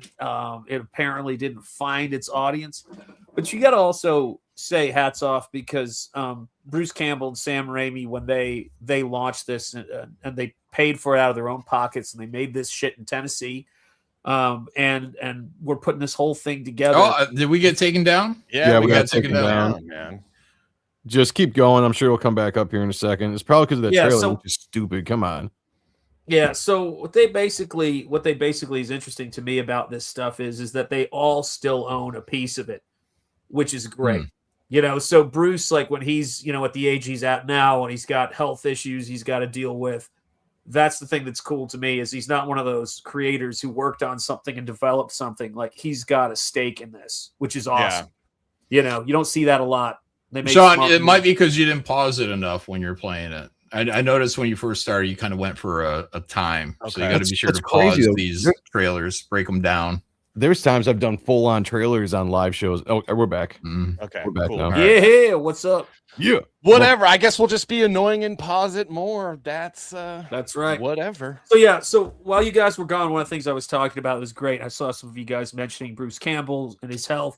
Is that when they made these movies, Bruce put some of his own money into these movies to make them. Starting with the very first one, he does have some ownership of these things. So it's one of those great stories of independent filmmaking where it actually is something that you go see these movies and you're supporting them. They're making the kind of work they want to make and they have a say. So great stuff. Also, though, I guess Bruce Campbell kind of like, dusted his hands of this one because I think he's a producer. I think he was a producer on the other ones too. And I saw an article, just a clip, and it just said that like he had a sit down meeting with the director and he had like 10 pages of critiques and like he said like they weren't very interested, and Bruce Campbell was like, well, I'm trying to clarify storytelling, something like that, and they're like, yeah, it's okay. So he's just like, I'm gonna let them do their thing. So that's what he's kind of dusted his hands of, and so it's a little disappointing. Doesn't mean the movie's gonna be bad, but it's a little disappointing. I'd like to think that he's got something involved. He's been in or been involved in every single movie so far. Yep. So didn't even have that cameo in the 2013 one, right? At the last, the end scene or end credit scene where they show Ash again for the first time. Oh wait, what? In the 2013? I think, right? Oh, so no, they didn't. I didn't stick around for an end credit scene, but yeah, maybe it was the one before that. It was the first time they did the remake, or not. I don't know if you want to call it a remake or whatever, but it was basically they told the story with the cabin in the woods. It was that one. I don't know if that was 2013 or if it was earlier. I think so. Yeah, I mean that's it was an end credit scene, so it went through the credits, and then at the very end, you just see a black screen, and Ash is there, and he says something like "Hail the King, baby" or something. One of his lines, and then it ended just an Easter egg of Bruce Campbell. Oh, okay. Yeah, it was just an Easter egg for real fans who watched till the end. A lot of people. You know what I mean? Yeah, I was like, shit, I gotta watch another movie. I ain't got time for all these credits. Let's go. Hit that subscribe button, please. We're 29,500, which will be huge for this little tiny channel. Appreciate guys. We got 217 people in the chat. So if everybody subscribes right now, we're gonna get over 500. So let's do that. If you haven't yet subscribed, like it, let's go. And thank you to everybody that already has subscribed. Appreciate that, guys, a lot. Joe, what do we got here, man? What's this? Oh, so have you guys seen this? They're talking about the possible new casting of Wonder Woman. Okay. This I don't know. Does anyone know who this is? This Eva Dominique. Dominici. A lot of neck. I like it. Well, yeah. Okay. So I'm gonna bring up a different picture. So I just wanted to present that here. So Salty, give me a second. I'm gonna pull that down. She looks pretty. She's got a pretty face. Yeah. I'm gonna show you why. I'm gonna show you why this is probably a good casting. Because what was the one big complaint about Gail Gadot? Gail, what's her name? Gadot. Gal Gadot.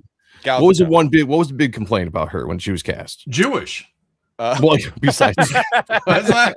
Oh, that was. I don't know. That's all I hear these days. I tell you what, in Hollywood that might have been. No tits. Flat. Yeah. Oh, she damn, was a look at bit this girl. skinny. She was a little flat in the chest. This girl, whoever this actress is, and she looks familiar, but I'm not quite too familiar with her movies. So I had to go look her up. I'm like, all right, what's she going to look like? And these are the pictures I'm coming across. So to me, I'm like, for Wonder Woman, looks like they got this kind of right for the body style. What's going on with her face on this one where she's at the LACMA, outside the LACMA? The one that on the right with the Joker smile. What's going on there?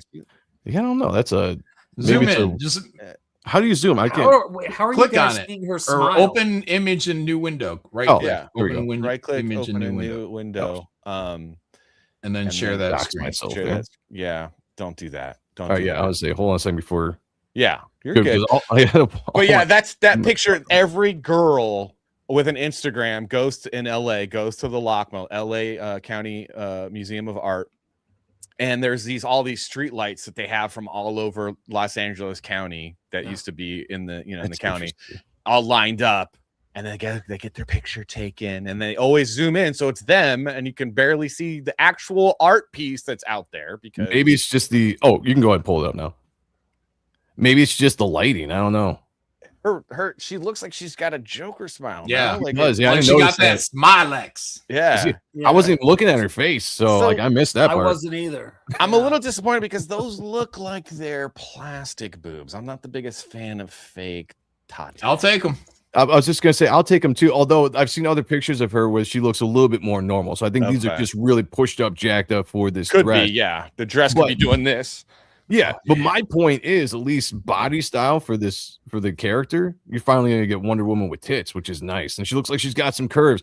There's a photo I was trying to find of her working out to prepare for the role. That's fantastic, but I haven't been able to find it anywhere since I saw it on X. So I'll drop the ball on that one. But it's a really nice, really nice workout scene. Yeah, the other pictures that you had, they look good. This one, the face, I'm a little scared of that. Whatever. Find another. Click on one.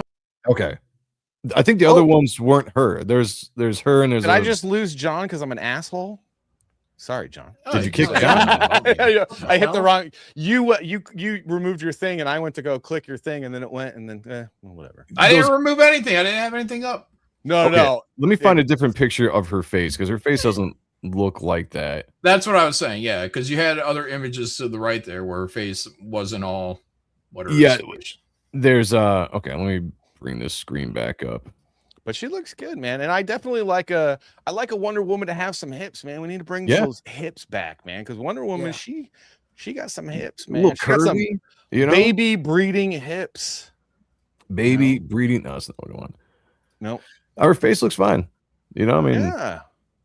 I think it was just. She definitely got a boob job because look at that picture. Is that her? Oh yeah. Okay. Yeah, you're right. Definitely got a boob job because there you go. That's the older one. Yeah. What do you mean? Wait, what are you saying? Maybe she just drank a lot of milk or something. That's right. You don't stop growing until you're like in your late 20s. Yeah, until you leave the surgery. Hey, you know. Yeah. No, she definitely did. Yeah. She's definitely. There we go. Oh, she could be on Baywatch with those things. I like it. She's augmented. Regardless, I like it. I'll take it. I think I think it's a good guy. I think she's going to look good in the role, and I'm going to look on that picture, bottom right there, like down from where you're at, and then to the right. See where she's looking right at the camera, right here. No, one more to the left. One more to the left. To the left. Down. Oh, this one right there. Yeah. There you go. Yeah, she got big. She got big lips. Yeah, it looks like she's got little creases right in there that give her that Joker thing. Can you? Can you zoom on that? Can you click that? Pop that out real quick. She definitely might be some herpes in there. She definitely should avoid red lipstick for sure. Yeah, I'm not on vacation, Thomas Fitzpatrick. No, bring that up. Shane went on vacation. There's a little concern I have there too, which is when I'm seeing her. Pop this back up, Sean. we're looking at her breasts and we're looking at her face. I'm going, is she one of those young girls who's going ham on her face with fillers and shit? I don't know. Like everything else. There's a lot of I'll pictures. forgive her, man. I mean, yeah. At least right now. Maybe when I see her right talk and how her lips move in real life, like it might be weird, but Lord, right there while they're still, that looks okay. Yeah, she's got little creases there, huh? Actually, you're right. I think that's just naturally what her face is. Yeah. I don't know any movies that she's been in though, so like I don't know what to go check out a movie that but she definitely looks like she's got a familiar face. John's Googling what movie she's been in right now. Yeah. Well, okay. No, I'm trying to put her in movies right now. That's right. Yeah, I got a movie for her, just the role for her. Boy. Whoa, is it a AI face onto some movie? Personal film? I'm looking at her movies right now, and I'm not seeing anything of significance. Okay. So I think that they're trying to get some no names though, right? They want people, which is dangerous for their career because they could end up getting typecast. But at the same time, it's a huge deal. They don't have to pay them as much either. She's in Balls Up. Yeah, I would say Balls Up. Yeah. I think I saw. Is that on like Prime or something? I think I actually saw a thumbnail for Balls Up, and I was like, that could be. And then I just went on by it. She's in a movie called Homo Argentine. Tits Up. I would have clicked on it. Yeah, there you go. Balls Up. Who cares? Yeah, I'm not seeing anything that I recognize on here on her. How does she talk? Where was she born? That's a good question. Let me see. Like, are they doing like some SJW? Oh, well, Wonder Woman is what her Amazonian. Okay, she's Argentinian model and actress. Oh, so they still got a Jewish Wonder Woman. So we're gonna get another Jewish Wonder Woman. Yay! She's 5'7", 31 years old, so she's a little older than I thought. 5'7". Yeah, 5'7". Yeah, I do have basement opening, Joseph. You're right. Yeah. For 5'7". Is she gonna fit in though in the hole? Yeah, I got a slot for 5'7". We're gonna see what those piggies taste like. You know what I'm saying? That's right. It's not really my thing. These piggy things, but they will be bare feet in mud. We'll be bare feet in mud. So there's going to be a new Punisher. I think it's going to be a movie on Disney Plus or like one of those like extended featurette special. Yeah, it's an hour long. They did a little like internet tease of that. Let's take a look at it. That's all you got? That's all you got?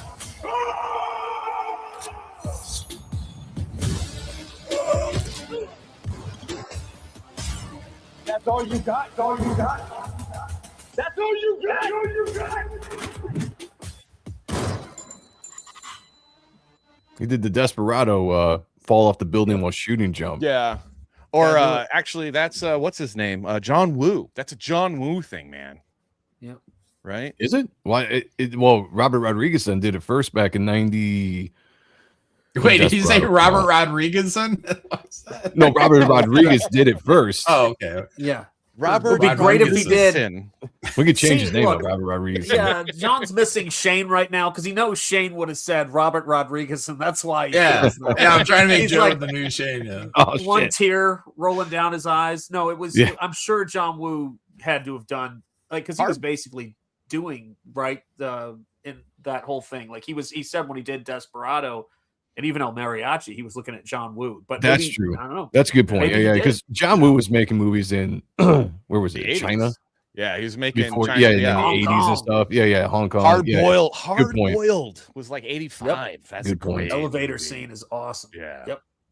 I don't know how I feel about it. I'm a little fatigued of this version of Punisher. Yes. I still think you guys love him. I don't really like this guy. I like him. I do wish that they would give him a little bit more of a Punisher costume. I do like the realism of the tactical gear, but I don't know, man. I feel like the best Punisher was that one guy that I've never heard of in my life. Thomas Jane? No. Dolph Lundgren. The dude who passed away. No, the guy after Warzone guy, yeah. Yeah, that was the best Punisher. I hated that movie. I still never watched it. It's a pretty decent movie. So I felt like he was the best one. Here's my thing about John Bernthal's Punisher. I liked Punisher season 1, and that's where it stops for me. And I liked him in Daredevil, so I liked everything up to Punisher season 1. Then there was this immediate shift they did, which I wasn't really wild about. The biggest thing being the way they handled Jigsaw was unforgivable. Oh yeah. Like the fact that the guy still came back a scarred up pretty boy essentially after what you saw happen at the end of the season was infuriating to me. So I had to kind of check out of that. It wasn't for me. But I mean, yeah, story wise, yeah. Ray Parker. It was Ray Parker. Midnight. He's actually a pretty good Punisher. Midnight says John wants the white gloves. Well, that's true. I do. Oh, it's true. Yeah. But I also want this guy like I want high octane action. I want explosions. You know, this guy with like an holding up an M60 and just blasting fools. You know, fucking crazy ass shit. I don't really care about like it's almost like it's too real. Can we get an attractive looking guy? You know, an Italian-esque guy instead of this dopey face guy. No offense, no offense to Barenthal. You know, the guys, whatever. Like, can't we sell this shit? Why isn't Punisher #1 show? All you got to do is have gasoline and bullets. That's all you got to do with the fucking Punisher. You don't have to have, costumes. Well, other than the Punisher skull and the white gloves. But a lot of guns. Just a lot of guns, a lot of explosions. They did in the 80s all the fucking time. Car jumps, or maybe in a van, down by the river. Down by the river. Yeah. I said this the other night on Kings when we were talking about stuff. I recently watched Death Wish again.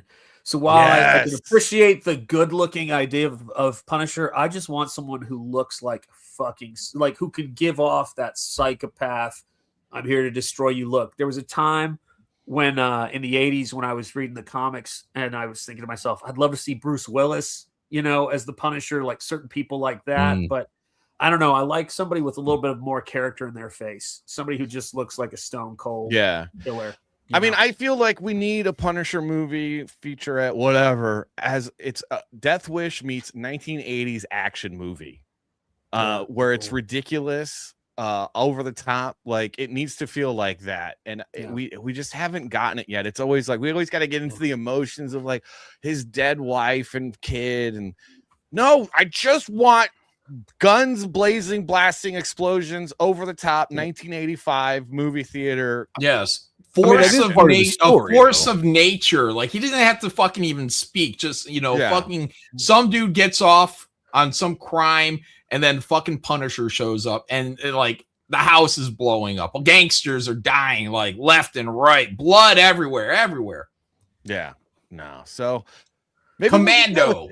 Maybe we'll get that with this. There seems like there's a lot of action and violence, these little teases. I don't know how well they do for marketing the films anymore. Yeah. Like, why is he blocking an axe? He should be shooting the guy in the middle of the face. He probably ran out of bullets for everybody that he was shooting. Come on, guys. Let's hope so. Well, then he should be shoving the barrel into his eyeball. Ass. Oh, yeah. Sorry. Oh, and/or ass. Yeah, love is love kind of thing. Yeah, if you're into that kind of thing. But yeah, hopefully, I don't know, man. I don't know. And also, I don't know how I feel about this. Like, this is super violent, and then you see, someone that worked at Disney as early in life. Disney logo. I don't know, man. Well, how would Walt feel about this? Right, he'd love it. I had that same sensation too. Walt would be like, "Can he be killing commies? I'd love it. I'd really like to see him kill some commies. That'd be great." It's like me while I'm drawing Winnie the Pooh and Piglet and Disney princesses, and then let's work on some Punisher. Let's work on some Punisher. I don't know how I feel about that. Yeah. All right. So what do we got here, Shant? Spring Ball. Spring Ball terminal monstrosity and carrying along upon a theme. He's not afraid to have a colorful costume. He's not afraid to be balls to the wall superhero comic book. It's a cross between, say it with me, folks, Evil Dead and Spider-Man. So again, right on point with everything we've been talking about. This takes place in the city of Kingsport. It's introducing you to a new town. All of the characters you're going to be introduced to in this first issue, and one surprise character you're going to get a glimpse of, are going to be characters that get developed and actually have a purpose in the story. And it's going to be so fun. It's got boobs, it's got blood, it's got action, and it's got this kind of supernatural element. I always say when I'm drawing my comic books, I like to think about it like I'm decorating my house for Halloween. I don't know if that makes sense, but John Malin certainly got the fucking memo when he did this cover for Spring Ball. He made it look like he was decorating for Halloween. You had the corner box, you had the bats, you had the glowing eyes. It's everything that you want to see in a comic book, and that's been my attitude when I'm working on it. So the way that the stories are going to work is every time a volume of Spring Ball comes out, every time there's a story arc, and in this case, it's Terminal Monstrosity, I'm going to introduce you to some new villains that usually are working two together as a team or one big villain that kind of are the more street level. Think of them as the rogues gallery. But I'm also going to introduce you to a new hero that's going to appear in the background, have some exposition purpose, but then kind of allows for you to get a sense of the world. And it's really fucking cool how that's coming together in this book. This is the artwork. This is what we're doing, guys. And it's going to be a beautiful book. I'm writing, coloring, lettering, drawing, painting in a sense, everything in this book so that I can get deep into that detail and really have So a blast. Bring it deep. I mean, balls deep. Spring balls deep into this detail. So if you want to see a book that's going to blow your mind and is going to basically fickle your tansy, if you love everything Halloween, you love everything superhero, you love everything 90s comics, you're going to love it. And don't worry about the work. That's my bear to cross. There you go. Cross to bear. I love all cross. that. I love the backwards Sure. speaking, everything. It's let's go. You got to do it. You got to do it, go. guys. It's this looks fantastic. I definitely love the inspiration you're pulling from the 90s, so I'm very partial to that. And it's going to be an oversized comic, which is also super cool. Yeah, it's going to be, I mean, it's inspired by, we were talking about comics as we often do. And I was saying, I remember when I got a hold of the Teenage Mutant Ninja Turtles trade, and that book was oversized, the first publication collected book. And I started thinking about the Rocketeer and all of that stuff. But we in Comicsgate can create new things that people can see, get excited about. There's been so much fan art around Spring Ball. When you get the book, that's going to go up a notch. So don't miss it. This is the start of something awesome, homegrown that we did here. That's all. Hell yeah. Yeah. Very cool, man. I love this mailing cover too. That thing's gonna rock. Fuck yeah, man. The best deal though is when you get there's a 2-for-1, or it's not 2-for-1, but you got the two of the covers available. One Shanth cover that looks awesome, and then the mail-in cover. And I feel like that's the best deal. That you got to do that, man. There's cool shit to don't be miss had. out on this. I'm really looking forward to this one, Sean, for sure. It's going to be, and it's so great because the book has gotten I basically got into this space where I had a chance to kind of like talk with John about the book and talk about the characters and all that kind of stuff. And I found myself really going and thinking about what I loved about those. I hate that I can't pronounce his name. I don't know how to, but David Michelini is how I was pronouncing as a kid. And what he was doing, where you had these stories where there were always these other points, but the characters mattered. The characters you saw in the background were interesting, and they had backstories, but it was comic book backstories, pulp backstories. There's humor in this book, so it's fun, it's scary, it's crazy, and I'm just having a blast. It's going to be bold and beautiful. Check it out, guys. Nice. Can't wait. Guys, get on it. Let's go. Do it. Awesome. All right. So we got Masters of the Universe International trailer. We got a trailer for a movie called Motor City, which looks interesting. Oh, Spider Noir, Michigan. Well. Let's go. I'm excited about that shit. Yeah. Let's take a look at that one. That's Which one? Motor City or Spider Noir? Let's take a look at the Motor City. I'm actually Let's really go. I'm interested in this one. This has got Alan Richson, who recently beat up his neighbor. Yeah. Aquaman. Good for him. Aquaman, yeah. Oh, I know that guy. So he's in prison. This guy, I don't know what this is about so far. It's starting off very slow. Look at his 8-mile wife. Oh shit. So it's obviously a flashback to the day his life was turned upside down. Yeah. Eminem if he worked out. Yeah. It looks a lot cooler with a long hair and beard. Looks like a period piece. Oh yeah, you got the old. Oh, we're going back in time. 70s? Yeah, you got looks like a Ford Galaxy, like a 68 Ford Galaxy, or is that a Plymouth? Can't tell, but that's an old ass car.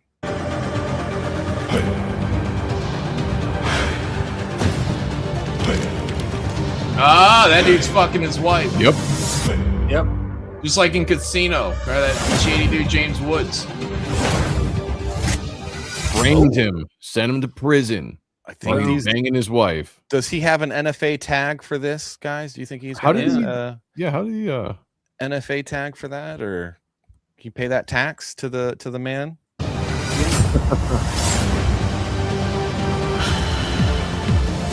Murder in a blade claw.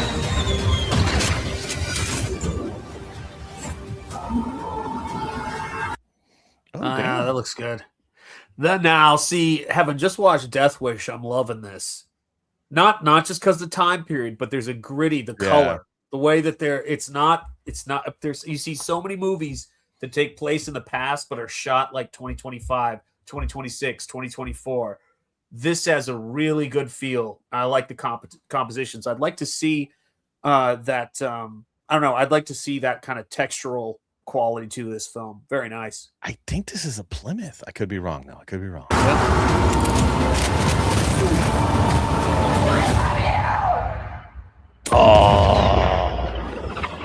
Oh, there you go. Wedding ring. That was pretty cool, man. That was. I don't know. Oh, come on. Bold. That's what I was saying. Bold choice. Bordering parody. I think that's cool. That's fucking cool. I like the shot. That's a great shot. Pennies in a wedding ring. Huh. I don't know. That's probably the end of the movie right there too, because of the wedding ring. Right. So it's probably his dead wife's ring that he's firing at the guy who stole her away while he was rotting in prison.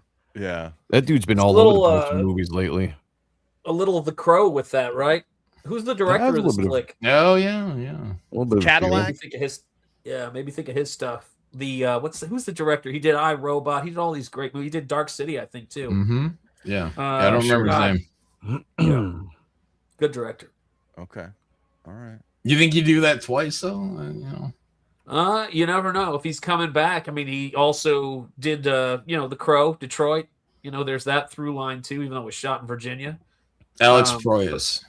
Thank you, Leo Beautiful. Kaiser. Appreciate it. There we go. Well done.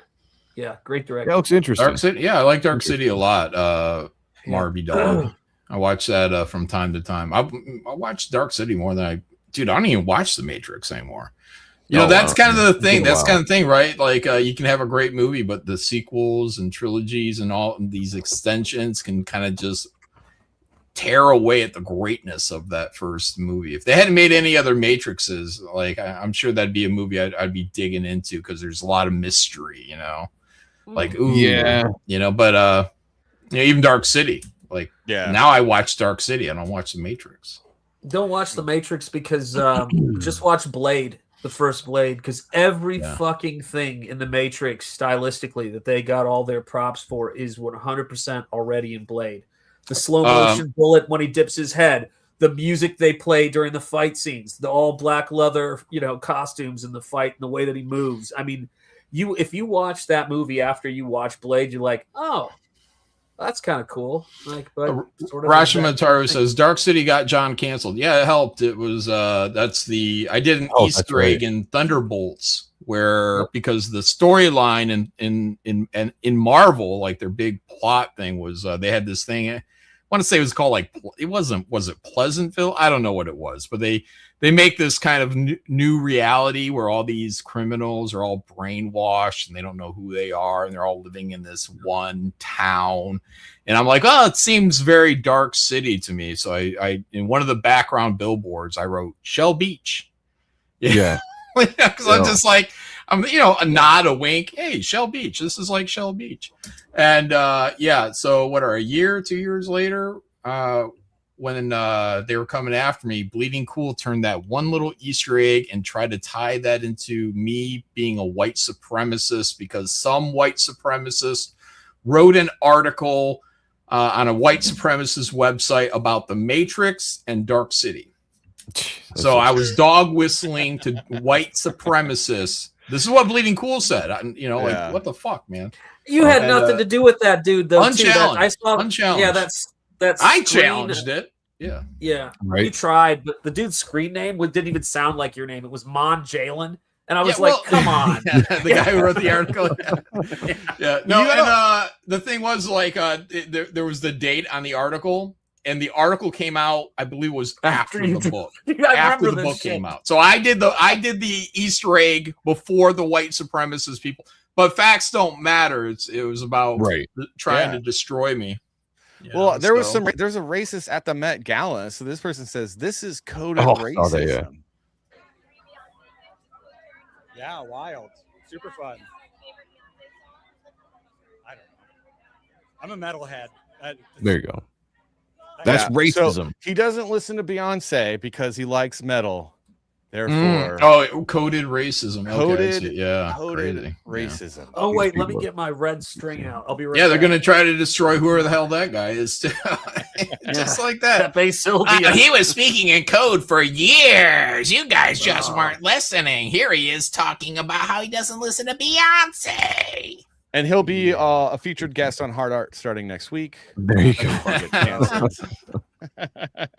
Did you guys pull see you out this? of the frying pan? And into Did you the see fire. like one of the big special guests at the Met Gala was this person? This person. This person. I think yes. I was an anomaly to the industry. Arguably, in many ways today, really, I still am. Say the quiet part out loud. The fashion industry is Unicorn. to book or pay Black trans feminine and or physically disabled models. Black, trans, feminine, disabled, cerebral palsy. Like this dude's got it all. He's got it all. It's mainly white straight men that have kept her out of the fashion industry, who have not run the fashion industry since the early 1950s. Because we all know that straight white guys are just everywhere in the fashion industry, pulling the strings, making all the decisions.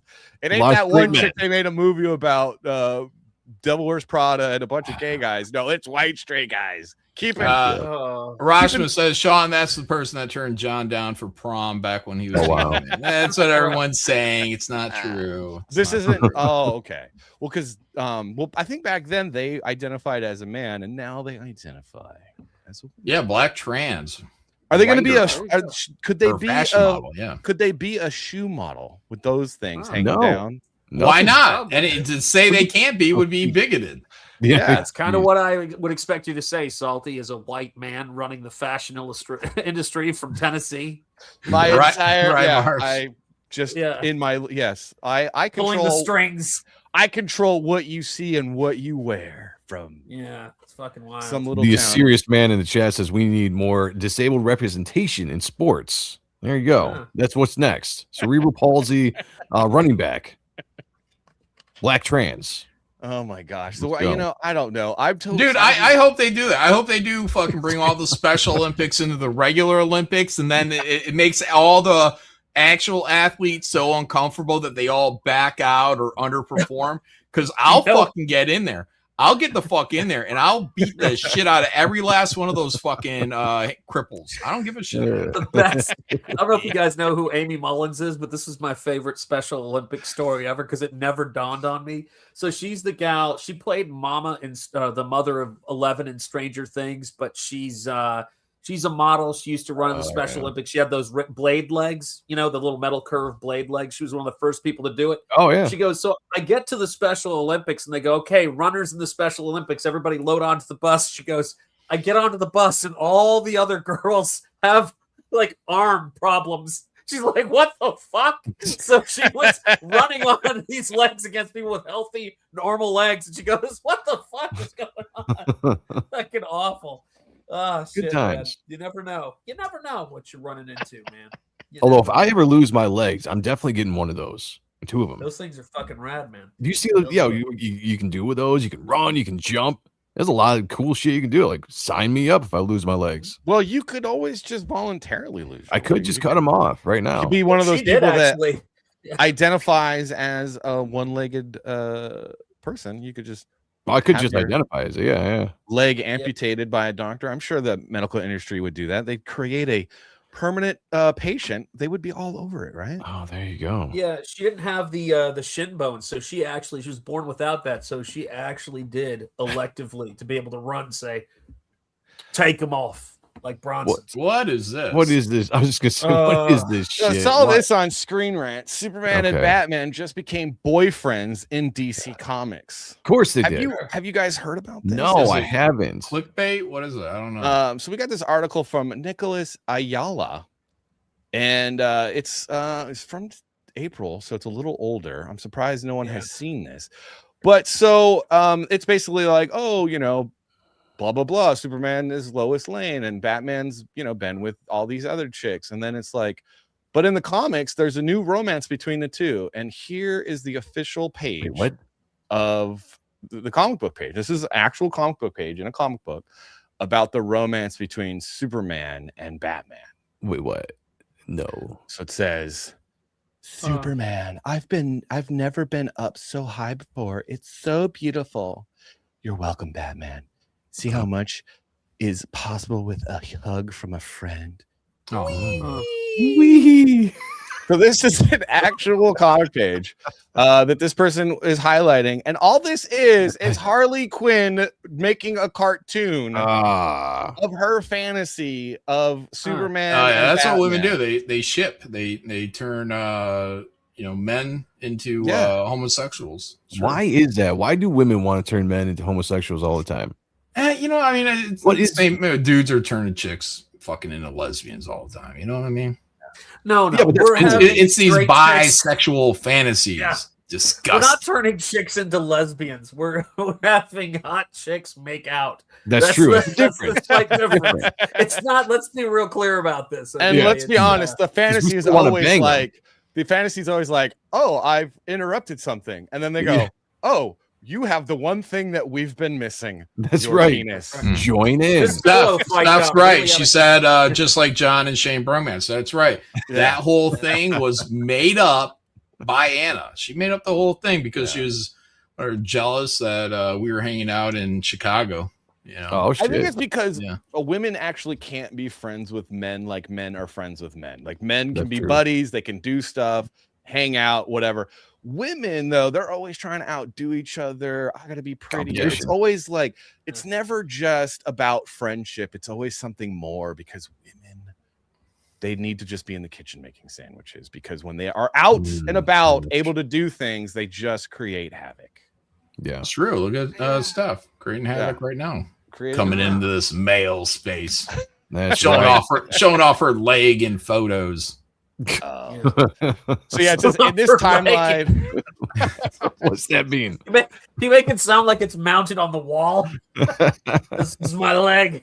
Nice. So it says in this timeline, Harley Quinn still can't handle her feelings for Pamela Isley, aka Poison Ivy. Later on in the same issue, Harley's fanfic scene featuring Superman and Batman is essentially recreated when Harley asks Ivy to give her a lift up using her vines. So basically, this guy is a clickbait asshole that was trying to get a article on Screen Rant to take off so that he could get rage clicks, and it probably didn't work. And what is that art from that's using the header there? It's probably them doing a selfie being stupid, and they, like he's like smile because Batman's always scowling, right? There you go. It's like, ooh, a little bit forceful. Always trying to make everything gay now. That's the look at women lying stuff. John did an entire stream about my feet. Entire stream. I mean, maybe a minute. Stuff. See, that's why like women start wars, you know. Yeah, they do start. They're always, you know what? Repeal the 19th, guys. It's just it's time. It's overdue, and then we can do the 26th as well. So all the dumb people stop voting. Sean, then we got to just get them off the internet, and back in the kitchen making sandwiches for a husband. Yeah, cut off tongues. Oh shit! Just as long as you cut off. If they get out of line, I'm not. Just okay as a punishment. I got you. John is that's like 45 minutes, John. Maybe.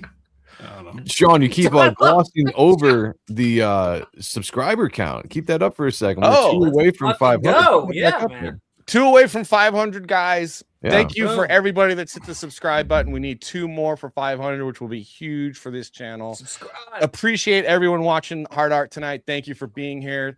Share out the link. We got a little time left, so share out the link so people know about this channel, and we can spread the word, because we do a show, Salty and Savage. I have a co-host who used to work in Hollywood. He worked as a producer on the show Extra. And we used to hang out at a bar in LA after work and talk shop. So that kind of, we took that friendship and now do a podcast where we talk about the industry and what we know from the industry working in LA. We do that every Tuesdays at the same time as Hard Art, but the day before. So check it out. Yeah. And like I said, there's 281 people in the live chat right now. If everybody took a second right now just to subscribe, just 2 seconds, it's free. Hit the subscribe button. Thank you, Steph. All right. So we got what do you guys have anything else you want to talk about? Yeah, I got one thing I want to talk about, and it's because I'm excited for a show. And I just watched it the other day. I might have talked about it online. I don't know. But Widow's Bay it's an Apple TV show. It's coming out right now. Every week, a new episode. They only have 3 episodes out, but if you're into horror movies, it's a lot of kind of homaging. There's a little bit of The Shining in like episode 2. There's a little bit of The Fog in episode 1.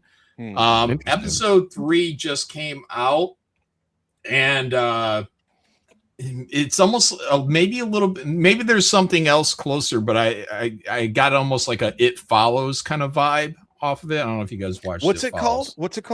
Widow's Bay. And it's funny. This show is legitimately funny. It made me laugh out loud when I started watching it, because I'm like, I'll give it it looks quirky. It's kind of maybe Fargo. You will actually laugh. There's legitimate funny stuff going on. But by episode 2, like the Shining, this kind of haunted hotel thing going on. And I think they even played music from The Shining over like when they go in there. So it's like little homages. It's all kind of fun stuff. But it legitimately gets spooky, like ghost story spooky. On episode 2, I was like, ooh. And episode 3 is this whole other thing with the kind of It Follows thing, and it shows that I can't go into it, but they build it up. Stephen Root, the guy who my stapler, he's great in Barry. He's in this fucking show too, and I'm just like, awesome, another good show that Stephen fucking Root is in.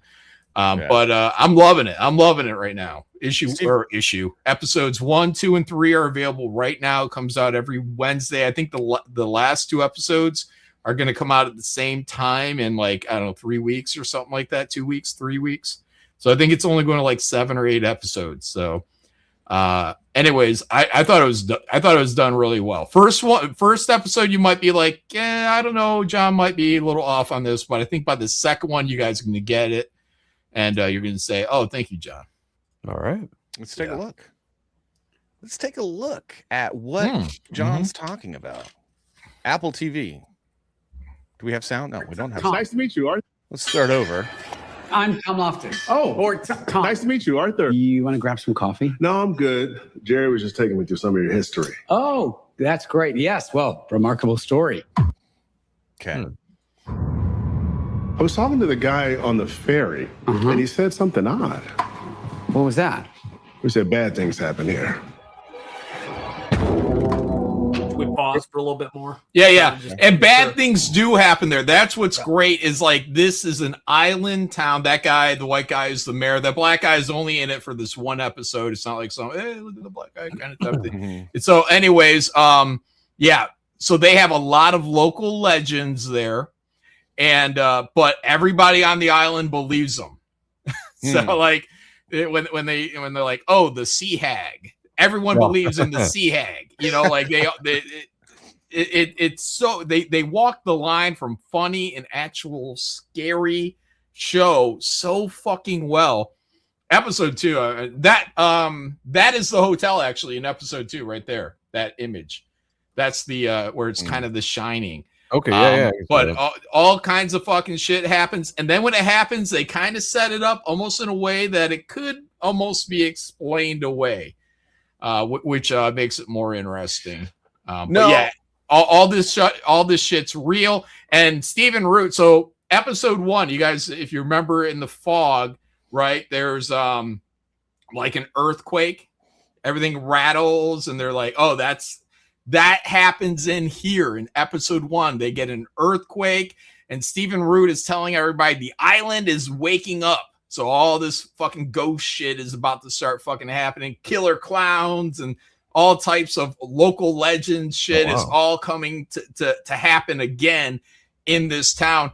And the mayor, who's great, he does a really great job. He was in what was that? Was that what show was that he was in with another chick? Was it The Americans? Is that what that was? I never watched that. I don't know, man, but I love the fucking guy in here. So, and they're like, oh yeah, if you were born on the island, anybody that leaves and goes to the mainland, they all die. Like that's one of their local legends, and they kind of play it off, but they don't explain it to the point that we're like, well, is that true or not true? So Matthew Rise is what they say the name of the mayor is? Yeah, I think that's him. Yeah. So he does a great job, but it's great because he was not born on the island, but he spent his summers there because his parents split. So every summer he'd go to this island, and it wasn't woken up, but it had a lot of lore and a lot of ghost stories and shit. But I like the character because the Islanders are just Islanders. They don't really want much of anything. But he wants not for himself, but he wants to put like the island on the map. So that's who that black guy is. He's like a vacation journalist. Hey, go check out Martha's Vineyard. Does he die in the first episode? I'm not giving any of that away. Okay. But so he dies in the first episode. Yeah. This show is worth it if you've enjoyed horror movies and some Carpenter, whatever, like you're gonna catch on. And it's just spooky. It's spooky. Yeah, it's not horror. It's not like gruesome anything yet. It's things are happening and you're like, ooh, ghost story stuff. Dude, I liked it. I just looked up the show because I wanted to see where production took place because it said in a New England town. And I'm always like, in New England, California, or the Northwest. But it was actually filmed in New England. And that you can tell the difference. And I looked at it and went, is that really filmed in New England? They really do the time? Yeah, they did. They filmed it here. So, excellent. Not like Murder, She Wrote, which was filmed on a back lot in Southern California, pretending any to of be that Maine. shit. Any of that shit, man. So we got great news, past 500 subs, guys. Yes. Yeah. Go. Thank you, everybody. Much appreciated. Let's keep watching. Something about these seafaring towns. The superstitions. Their tall tales. That guy looks creepy. Yeah. There. Yeah, it's almost like I've seen other people compared to like Parks and Recreation because it's like the mayor's office trying to get this stuff together, and everybody's fucking quirky. Okay, I'm probably gonna you had me at Stephen Root. I love Stephen Root and literally everything he's in. I loved it too because there's this one chick that is kind of Laurie Strode from Halloween. So she actually talks about like her own experience. She's like, when she was a teenager, I think she might have said babysitter. But she's like, that's when the boogeyman came. That's the night he came. That's what she actually says. That's the night he came. And that's like the tagline in Halloween, the night he came home. And she's like, that's the night he came, the boogeyman. And I'm just like, ooh, and she's quirky, she's nerdy, she's not meant to be like really Laurie Strode, but just what they're doing with these characters, I'm just like, holy shit. This, like, if you've never watched these horror movies, you might just think this is interesting. Oh, a boogeyman came or something like that. But having seen these movies, you're like, oh, that's what they're talking about. That's what they're talking about. That's what they're talking about. They're doing all this stuff. I'm a little excited. Yeah. You know what it is? I watched. 3 came out today, and I went and checked for it. I was like, where is it? I need this third episode. I need this in my veins. Yeah, man. Well, listen, we're halfway to Halloween. If anybody is curious, we're at past the halfway. Are we really halfway? Oh, shit. We are halfway, man. Yeah, May, end of April and beginning of May, depending on what year it's in. And so, yeah, it's time, man. Let's bring on the monsters, the horror. Let's go. Mm-hmm. Fuck yeah. They're tall tales. I find it charming myself. That was Stephen Root right there, Mhm. pulling the gun up. See, I got to get a better keyboard because I don't have those arrow keys that you guys are. I have that one of those compact keyboards. Yep, that's Stephen Root. What's he holding? He's got some kind of little gun. I know, but what kind? I forgot. Sean's like, oh, I got to know make and model. I like guns. Yeah, I don't know, John. man. I don't know. Just a gun to me. No, I he's, like guns. Yeah, he's mixing concrete. It's a drill, and that's a bit he's got, and he's just putting it right down. Yeah, I can't tell what gun that is. What town doesn't have a checkered past? Was there cannibalism? No.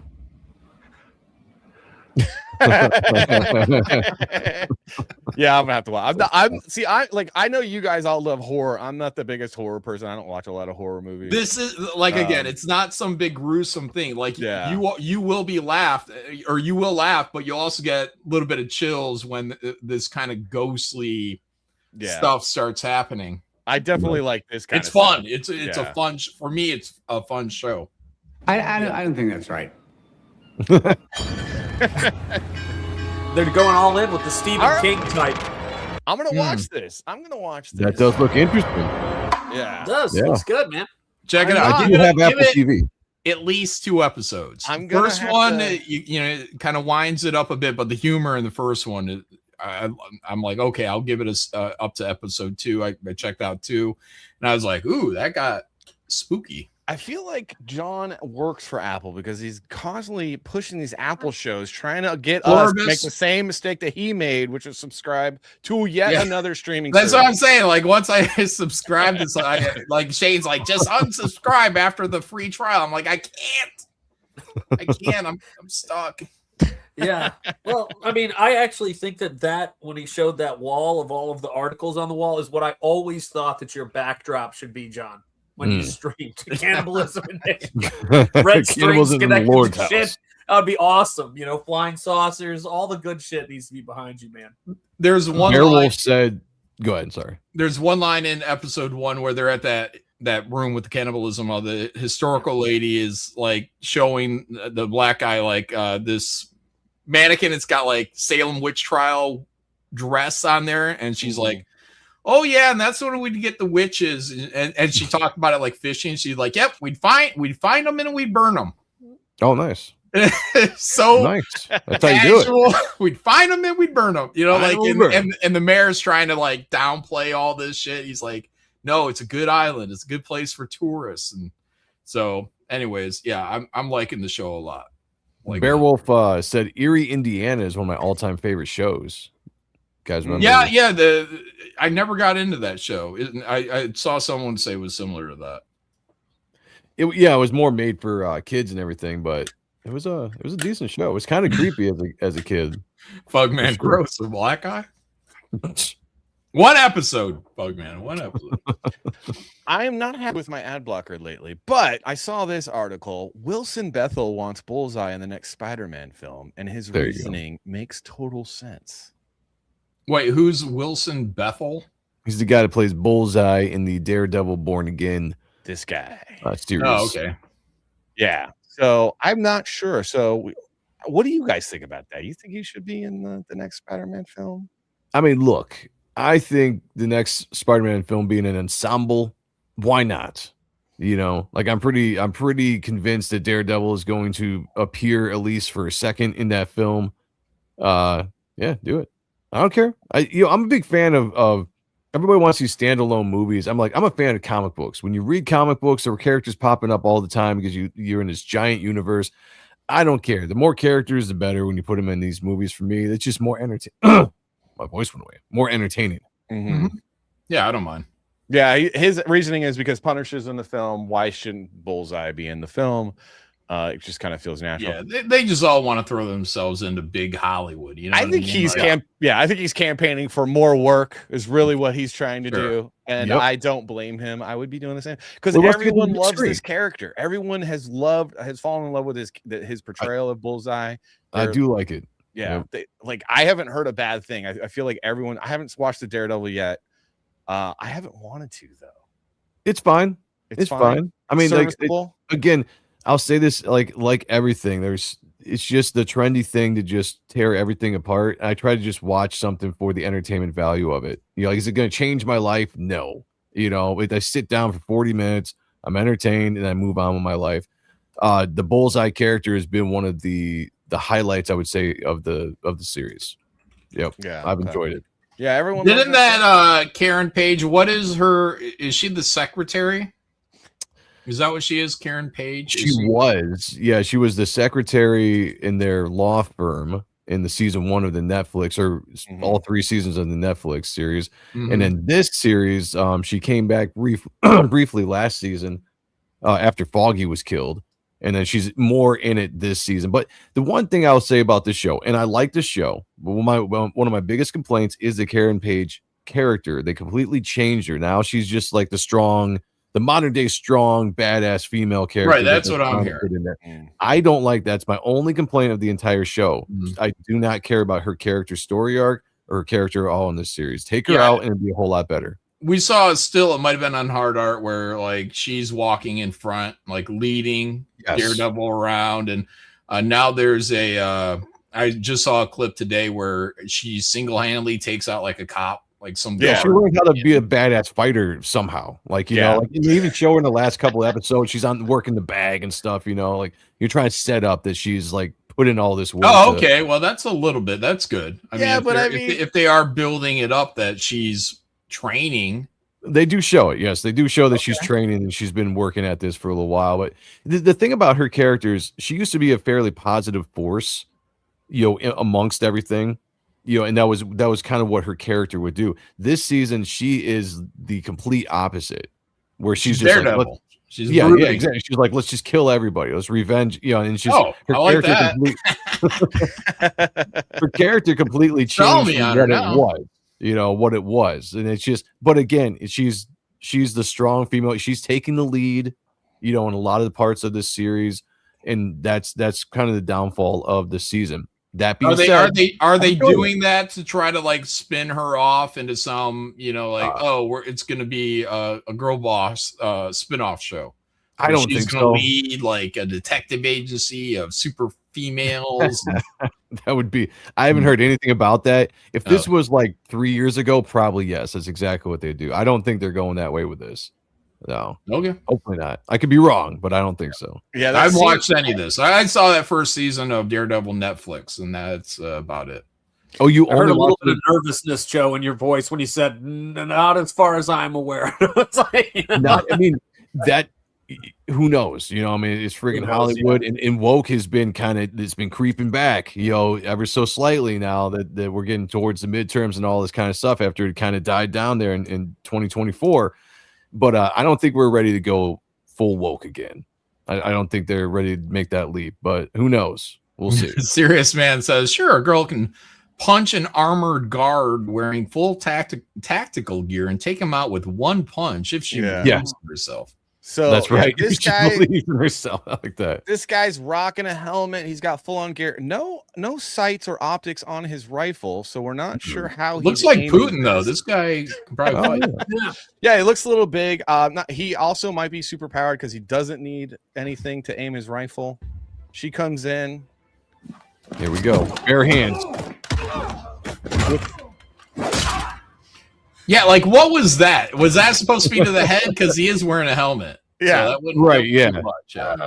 So badass, so awesome, so strong. That's my problem. That was with the character. hard to watch just now. Yeah, that's my problem with the characters. She's been doing that throughout the season, and they've been leading up to this point where she's going more badass. And she doesn't need to. I mean, the show is about Daredevil. You got Bullseye, who's a badass in this series. And then you got Wilson Fisk, who's leaned way more into the more comic booky strength, character that he is in the comic than he was in season 1 in Netflix Daredevil. You don't need this badass version of Karen Page. You just don't. But for some reason, that's what they're doing. But the fact that she's fucking barehanded. I mean, Daredevil would do that shit with a fucking metal rod to their Right, head. exactly. It's like you're not. Even if when you see Punisher do that kind of shit, I feel like it's more realistic. But Right. she looks like she hasn't thrown a lot of punches in her life too. I'm like go she ahead. was pushing, like if you look at it, it ain't great. So no, Beowulf, I get what you're saying. There are no sights. There are no irons. This is his glove. That's because that's ahead of the handguard. There's no back, and he doesn't even have flip ups, which they should be flipped up because he doesn't have any optics. There is nothing to use to aim this rifle. That is not working. You are not hitting anything.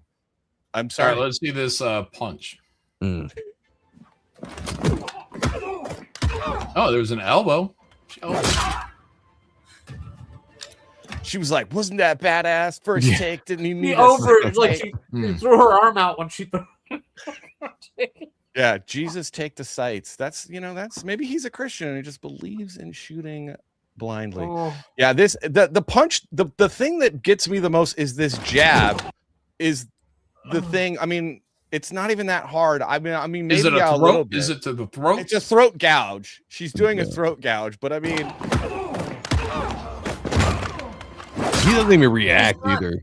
Did you see she was all arms when she dropped him to the ground too? Right? It's Yeah. like pushing him down with her giant upper body strength and arms. But look at the facial reaction. She's been carrying this exact same face the entire season, like the exact same look. Like she's like whatever her acting coach is or whatever. It's like this is the look you have to be a badass, chick in this show. You have to have this look the entire time.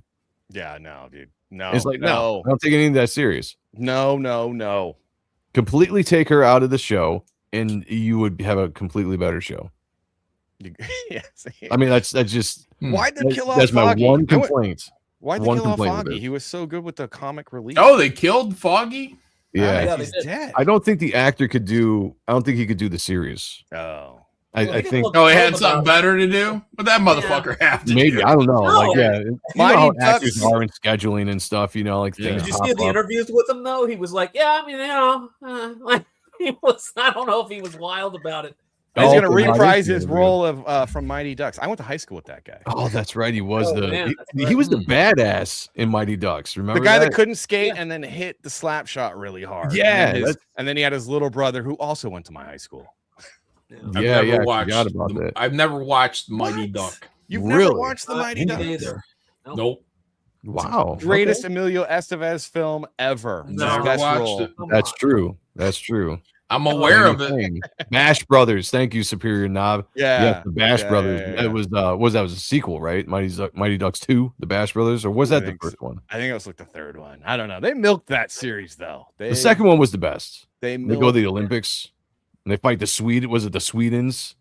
They go against a Swedish team or something, and they're It wasn't the Russians. They should have been the Oh, Russians. It should have been I the can't Russians, remember. right? Yeah. Maybe What it the was hell's the wrong with Russians. them? I can't remember. It's been so long since I saw it. All right. Who cares if they beat the Swede? I don't know. It sounded legit. Flying V, that's right. Maybe Yeah. Canada, Knows. maybe Canada, but the fucking Swedes, I don't know. Oh, that's Yeah, true. The just chat make is it Russian. saying Make they it are Russian. challenging the Emilio Estevez Young Guns 1 and 2. That probably is his claim to fame there. Yeah, I know. Oh, Young Guns, Young Yeah. Guns won. Fuck yeah, man. You Both see of, this- both of those are good. Was it chicken or turkey? You see the size of that chicken? Chicken. Hey, dog, you see the size of that chicken? They're all You see the flipping out. size of that cock-a-doodle-doo? Come on. Repo Man was his best Great movie shit. ever. Come on. I gotta fucking love it, man. Yeah, those are good movies. So how excited are we for He-Man? Are we excited about it? I'm excited. Again, Yeah. make it fun. Entertain me for an hour and a half, 2 hours. That's all I need. I said this online today, that basically Hollywood's given us everything we want this year, 2026. It's their last stand against AI. They have to make money. Yeah. So I mean, we're getting a He-Man fucking movie. We're getting Supergirl. We're getting Doomsday, Spider-Man. Spider-Man. We're getting everything in 2026. Everything you can imagine. We're getting. We're gonna get fucking Voltron, I think, in 2026. So hell, fucking yeah. But that's just it, man. Like after that, it's like layoffs. Yeah. Well, the layoffs have already started. I mean, Disney laid off all their visual they're working department on it. at Marvel. Yeah. So They had to wait till the last year of Hollywood to actually start delivering. Even then, they had to fuck it up a little bit, right? I mean, like with He-Man, the chicks, they're all covered up, no skin. Yeah. And meanwhile, the guys are all fucking naked, sex dungeoned out. What is that? Why? So I haven't been super excited. I'm super excited about Street Fighter 2. I haven't been excited about He-Man, but then I saw this trailer and it made me feel different about it. Okay, let's do it. Take the sword.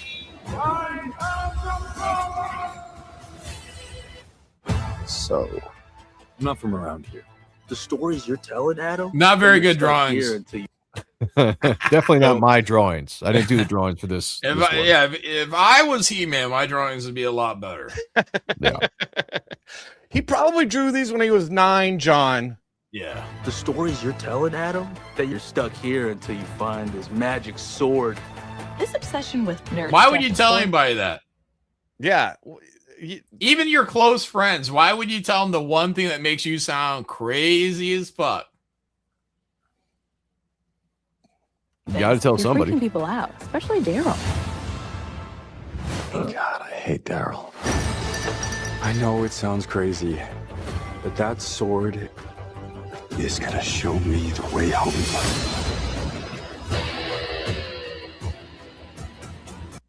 That looks dope.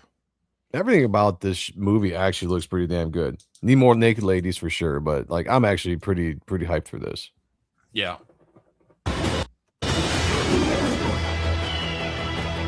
I know most of you don't remember me, but I know all of you. Everything changed since you left. It's all gone. Skeletor took my family, and he destroyed. I want to say, everybody says, oh, these chicks, they don't even smile in these movies. When Tila had her hair pulled back and she actually looked like Tila, she's smiling right there. There you go. Saying kudos. More smiling chicks. That's what Giving we need. us exactly what we want, guys. All you got to do is go out and watch this movie. Not exactly, because she should not have pants. She should have. Well, that's what I already said. Yeah, we need some Bikini skin bottom. on these chicks. We're gonna have BD whatever fucking dungeon fucking dudes, okay, but let's have some dungeon women too. Yeah, bikini bottoms and thigh-high boots. That is the uniform, guys. Yeah, have some butt cheeks, It's all my fault. I know how it feels to fail. I actually don't hate him as Man-at-Arms. No, I hate him because he's black. I'm kidding. I hate his helmet. I hate his helmet. It's like it needs to have that fan out kind of thing. It just looks like a little skull cap. It's weird. Yeah, it needs to look a little bit like. Go ahead. No, sorry, Sean. No. You were talking first. Go ahead. Finish. I feel like it needs to look a little bit like those Star Wars helmets in Empire Strikes Back when they first they're on the snow base or whatever, and their helmets are like this. It needs to have that flare out, man. Yeah, I was telling people about that. Like people give comic book fans and people with adaptations who love adaptations and want to see them done well a lot of shit. But I, for one, remember when Samuel Jackson was announced as Nick Fury, and I was like, if it's Samuel Jackson, it works for me, for Nick Fury. Mm-hmm. I was indifferent largely. It was how he performed, and it was because he was a decent star. But for me, this is kind of, when I see this, it's that I think he could be a great Man-at-Arms. But the helmet, that's the thing I noticed. I noticed those little details and how those come together. Yeah, it just doesn't look right. Sam Jackson as Nick Fury, awesome. Michael Clark Duncan as Kingpin, not awesome. Not awesome at all. At all. Yeah. And when you fall, that's your chance to stand tall.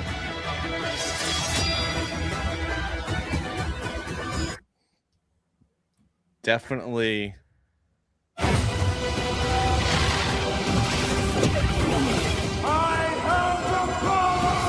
So when I was a kid, I got kicked out of Sunday school because I brought my He-Man toy with me.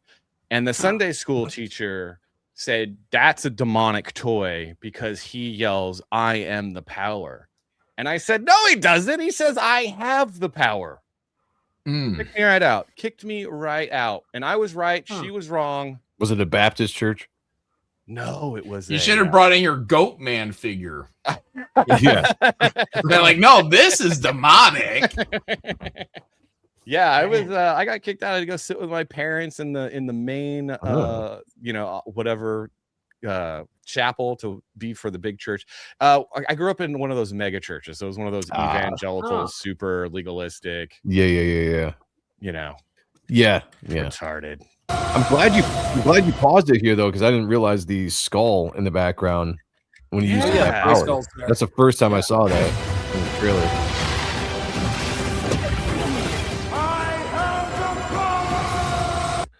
Yeah, Yep. pretty cool. Castle Grayskull, baby. That's the first time I I wish saw that in Shane the would have trailer. noticed that. I feel it's smoke though. It's like it's I don't think it's part of the background. I think it's the smoke around. Well, yeah, but it's exploding, the like- smoke. But it's the first time that I noticed that they actually had a skull in there. Very cool. I like smoky skulls. The universe shall quake and must shudder. Now this is the part that I'm still disappointed in because I want the universe will quake in my shadow. You know, like I needed to be freaking. I needed to be Skeletor. He's just doing that like kind of breathe talking. He's like, Yeah. I mean, Skeletor is a chew the scenery up character. That's the other aspect of it. Like, you know, He-Man, I think they did a decent job with He-Man, but Skeletor kind of carries the energy of it. You know, you cast him as a villain. I knew I could. I fucking knew I could fish him out. But why is he spelling my name like a girl? Like there's an E on the end of there, Shane. Yeah, we're not Highly right, Shane. Highly offended. Highly No, offended. I think we should continue to spell your name like the facts of life, Joe, instead of Yeah. Oh boy, she was a cutie. What? Everyone liked Joe from Facts What? of Life. No, I know. Joe- I just love that he just sort of slid that. He goes, "She was a cutie." She Then was a what's her cutie. name, Yeah. John? What's the Yeah. actress's name? Oh, I don't know, but I saw a picture. She aged all right. Yeah. Yes, you did. I just wanted. Yeah. I just couldn't believe you didn't know her name. She had Yeah. her name. This is my home. I'm gonna fight for it. I need every Nancy man, McKeon. woman, or whatever that is. Dude, I do love these colors. I hope that I still think they need to crank the saturation up though a bit more. Yeah. Just a tad more. Yeah. You may have the power. I've seen this shot already. It was in Ragnarok, guys. I mean, it's Still cool though. kind of like a tropey shot, though. I mean, I've seen that shot in so many different Oh, movies. this shot, we're seeing it 300. everywhere. Right Yeah. now. Yeah. Spider-Man's doing it. Shit, I just saw some other film trailer. In I think Stranger there's a Things, chick- the there's a 11 chick doing character it. did something similar to that as well, just this year. Metro City trailer we just saw kind of did something similar too, but he was flying back instead of forward, but still. Same. I don't mind. I don't mind. No, It's I great. do love it. Great shot.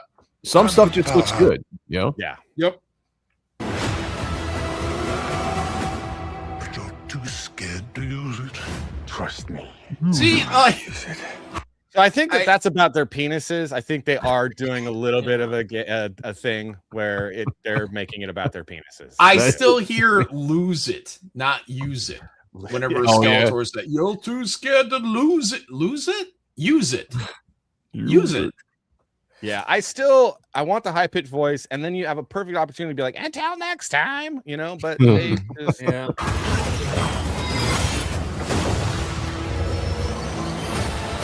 That looks dope, though, man. Really. It just looks fun. You tell everyone that you're from another planet. It just makes you sound a little very crazy. And that's the Asian, like Spider-Man's got his Asian friend. It's that same character. Mm-hmm. Oh, They I all thought there was sound the more same. content. Was that it? I didn't see anything new there. Well, okay, so the reason why I like this trailer better than the other trailer, it's a better edited trailer. Like when you go, it's the international cut. As far as a storytelling element, it's a marketing piece, which is the one thing I do know a little bit about because I worked in entertainment advertising. This is the superior trailer, but it's the one that's for international audiences, not American audiences. Because the trailers that I've seen for domestic have not been good, and that was a good trailer. Yeah, that was probably the best one they put out so far. Yeah, and I really enjoyed it. Now I want to go to the theaters and see this movie because of that trailer. Tank Ferret in the chat says so much Marvel, Drek confused. I said this from the get-go when they made this. I was like, this is a Marvel formula movie. Yeah. And they're trying to capture the Marvel formula, which is whatever, it's fine. For this movie, I think it actually works fairly well. I mean, what do you want out of a He-Man movie? Do you want an ultra serious, over the top action violence, or do you want it to capture the spirit a little bit of the cartoon? You're making some for making for the old fans and for the newer fans. You're going to make it for PG-13 audiences to bring in the wider group of the families and stuff coming to see it. And for that aspect of it, I think it looks good. It looks fun, entertaining. I'm down. Looks good. Yeah, I'm down too. I'm all in. I'm good. We're going to town. I have to say going to town because put it in IMAX. I'll probably watch that in IMAX too. There you go. That would be a good one. Yeah. I'm hopeful, man. I'm hopeful. You know what? It's almost 40 fucking years, man, since that last movie. Like, holy shit, let's do it. Yeah, and again, I mean, only because we're talking about this, I'm going to repeat. I want to see the vehicles in there. I want all the crazy stuff. We need to sell toys. That's the point of all these movies, He-Mans and Marvel movies. Yeah, I feel like they've all forgot that they need to sell merchandise. That makes up so much money. That's the one thing you guys have always heard about how smart George Lucas was, is that he kept the merchandising rights. Yeah. And made out like a fucking bandit. And these studios can too. Warner Brothers can too. But you got to make toys that kids are going to want to buy, or that their parents are going to want to buy the bed sheets for them, the toothpaste, the bubble bath. That's where a lot of the fucking money is at. So it's not just what they do in the box office.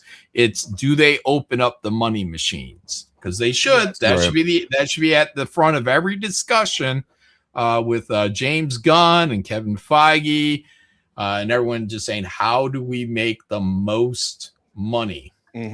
That's how you have to do it. They're already kids' properties. You don't want to adult this shit up too much. No. And the Marvel formula, whatever, I don't know, a lot of the Marvel is just trash. But you look at Deadpool, Wolverine, good job there. It made $1 billion. There's color to it. And it was rated R. But there's color to it. It's pretty simple story. It's not overly complex. And it was hilarious. And also, what I loved about it was it felt like a bit of an apology / love letter from the writers to Marvel fans, because they poked fun at the fact that the last 8 years have completely sucked. And they were like, let's fix that real quick by getting rid of this multiverse and starting over, because we've fucked up. Yeah, I mean, and that was a flick too. It's like my wife watches these movies with me from time to time. Like, I'll go, all right, we'll watch a superhero movie. Actually, usually it's her pushing for them, because sometimes I'm just like, I don't know if I can watch it. Feels like work, But with Deadpool, Wolverine in particular, she was laughing that whole movie. She really was into it. And I'm like, and she didn't have any of the, and she knows, I mean, she's been around me for now, what is it, almost 30 years. So she kind of was looking at stuff. She gets the Liefeld things, and she's spotting some of that stuff. Nice. But I just thought, felt like a comic. It felt like a fucking comic book. It sure did, man. That was the last movie I went to. The theater, it was completely packed, and everybody in the theater, they were loud, laughing, yelling. Like, it's one of the more fun atmospheres in a theater that I've been in a long time for that movie. And everybody sounds like a terrible way to watch a movie. Everyone, shut the fuck up! I'm watching the movie. It was great, man, because everyone's getting into it at the same time. Everyone's laughing at the same things. You're laughing at when you see Hugh Jackman do what the fuck was it? Whatever. Anyway. regardless, it was one of those fun environments. It's like you only get like at the old Marvel movies. It's the same thing with Endgame. You know, like when Cap lifts the Thor's hammer, you know, like the entire theater, you know, made noise about it. You know, like that's just I like those kind of environments. You know, I started jerking off immediately. Yeah, it was. I mean, I think too I the was fact that what's he doing? Oh yeah, my God! weird.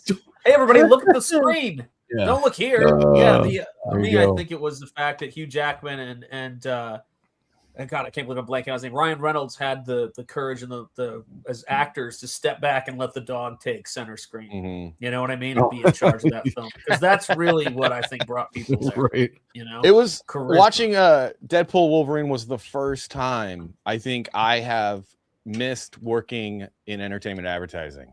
I got to work on the marketing for Deadpool 1 and 2. Oh, nice. And that was the most fun I had ever had in that part of my career, was working on those two films. We absolutely had a blast as a team. It was so much fun.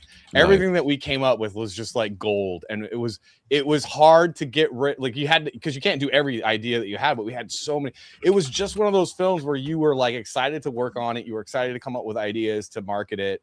And it was just a blast. And so when I was watching that movie, I was like, man, that was the one time, because most of the time I'm like, I'm glad I'm out. I'm glad I don't live in LA anymore. I'm glad I'm not in that industry anymore. I don't have to deal with those people, because it was a headache being a conservative and having to keep your head down and try to get along with people. And I mean, there's horror story after horror story. But the two campaigns that I loved the most was working on 1 and 2 of Deadpool. And I missed it just that much. But to John, I wanted to bring up this video because John was mentioning we're getting all these movies. So he was saying we're getting all these movies because they're like trying to show everything they can do before AI fully takes over. And then Marvel giving us what we want. You know, we're getting a He-Man that's pretty damn close to what people are. Instead of everything being rethought and fucking redesigned, you know, the X-Men are going to be in, you know, pretty much these Cyclops that we know of, right? The 90s costume.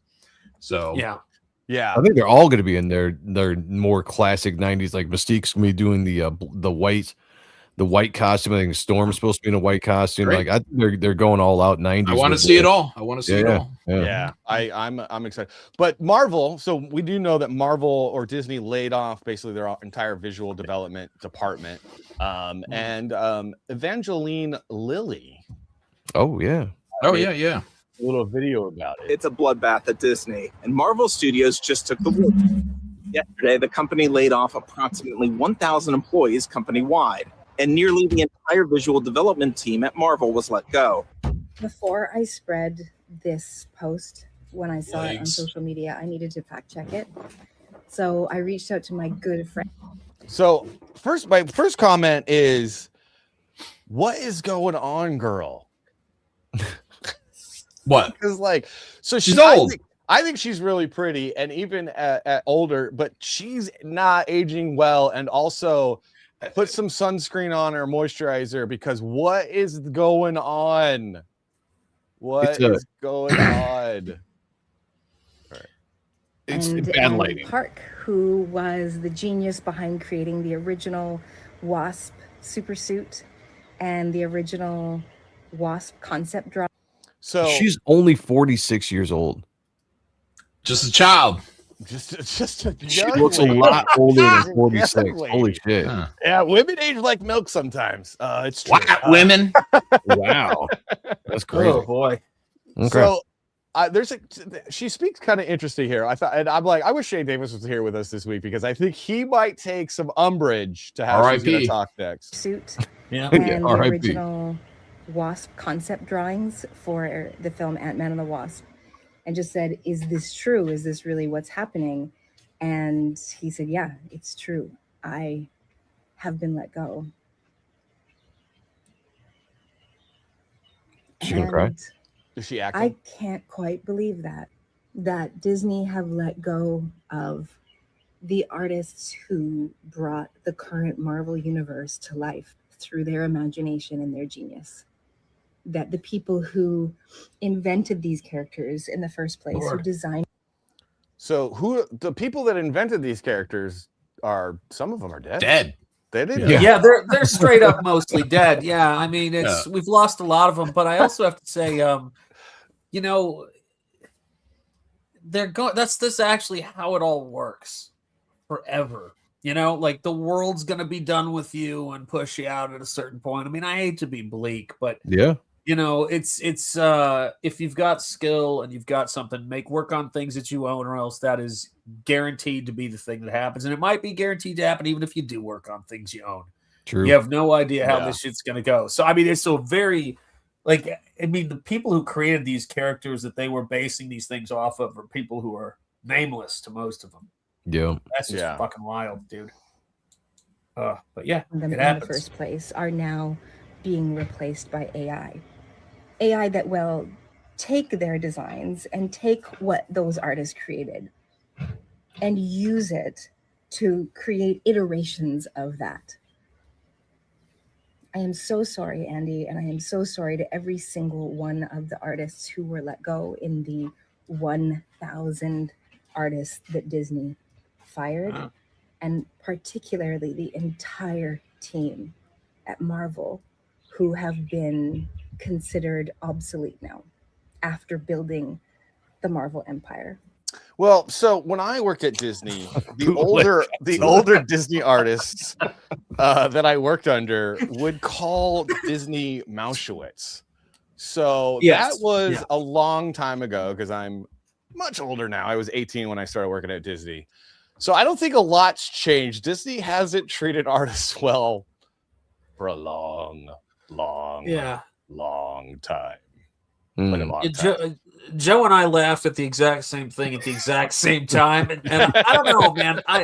Joe, listen, maybe we were separated at birth. I know it seems unlikely, but like the exact same moment we saw that comment, we just died. So God bless you, chat, for that. What comment did I miss? Funny bone. How important is it really to know what comment? I mean, if you scrolled up and you know Joe and I, you might be able to find it. Bootleg Godzilla 1 says, I would eat her butt. It just popped up there. I was like, I read it and I was like, yeah, that's that made me giggle. But we got more butt eaters in here. Where's Shane Davis? Mad? Why is Malin mad? No, I'm not mad. He's not. That's just how he looks. Yeah, don't make fun of him. Oh, there he goes. Popped up again. She looks like a 26-year-old woman. Ass. Oh wow! Oh my God. Shane, have you been drinking? I might have to join you. I might have to. Yeah, well, yeah. You know what? You should be drinking, sir. You have worked really hard. That is true. And everyone, go check out Back Me Bro on X. Follow that for updates on when that is launching. We're all really, really excited about Back Me Bro. It's going to be awesome. I can't wait, actually, because of the Indiegogo BS. You know, so I'm like, the sooner the better. I want to get Reaper Destroyer up on there. Yeah, for sure. Like I personally would like to get Silas Dugan up on there because is Shane a mod on this channel? Like that's the thing is I'm really hitting a lot of people. I'm trying to find him. I'm trying to find him again. Shane, say something. We'll vamp while you find. Yeah, you vamp while we find him. Yes, guys. Back Me Bro is a platform that is going to return sanity to crowdfunding for all of us who are fortunate enough to be able to go into that space and work hard and try to do something to bring more eyes to what we're doing and make it less of a fucking nightmare. And Yanzi and Shane have really taken it on the chin for all of their hard work. Wodenshot comes in the second I could just see it, man. Wodenshot says he'll ban me. I got to get going if Shane gets modded. Let me guys, give if you. You haven't followed Back Me Bro yet, make sure that you do. It's a great name and it's a great crowdfunding site, and it's going to bring the fun of crowdfunding back. Go ahead. Let me give you a little insight right now with the Indiegogo stuff. So you have to. So I had a launch page that I had to submit for. Now to make that launch page into the crowdfunding page, I have to resubmit to Indiegogo for them to approve me to be able to go live. When I did that, I had to put in account information. Business account information. I just recently got rejected. I have to make all these changes. The funny thing is, to go in to make these changes, they won't let you make the changes. So now I got to get a hold of them to figure out how the hell I can even make these changes on Indiegogo. So that's what we're dealing with, which is why you want to go check out Back Me Bro. And when that gets ready, like that should be a place where we are all going to check out instead of Indiegogo.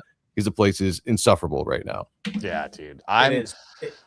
Oh, speaking of Indiegogo, I mean, I have a sign up on Indiegogo that I'm using right now, but I have not had a happy experience with the switch over. However, please go sign up because we are collecting emails. We'll figure it out. We're gonna We're gonna do it live.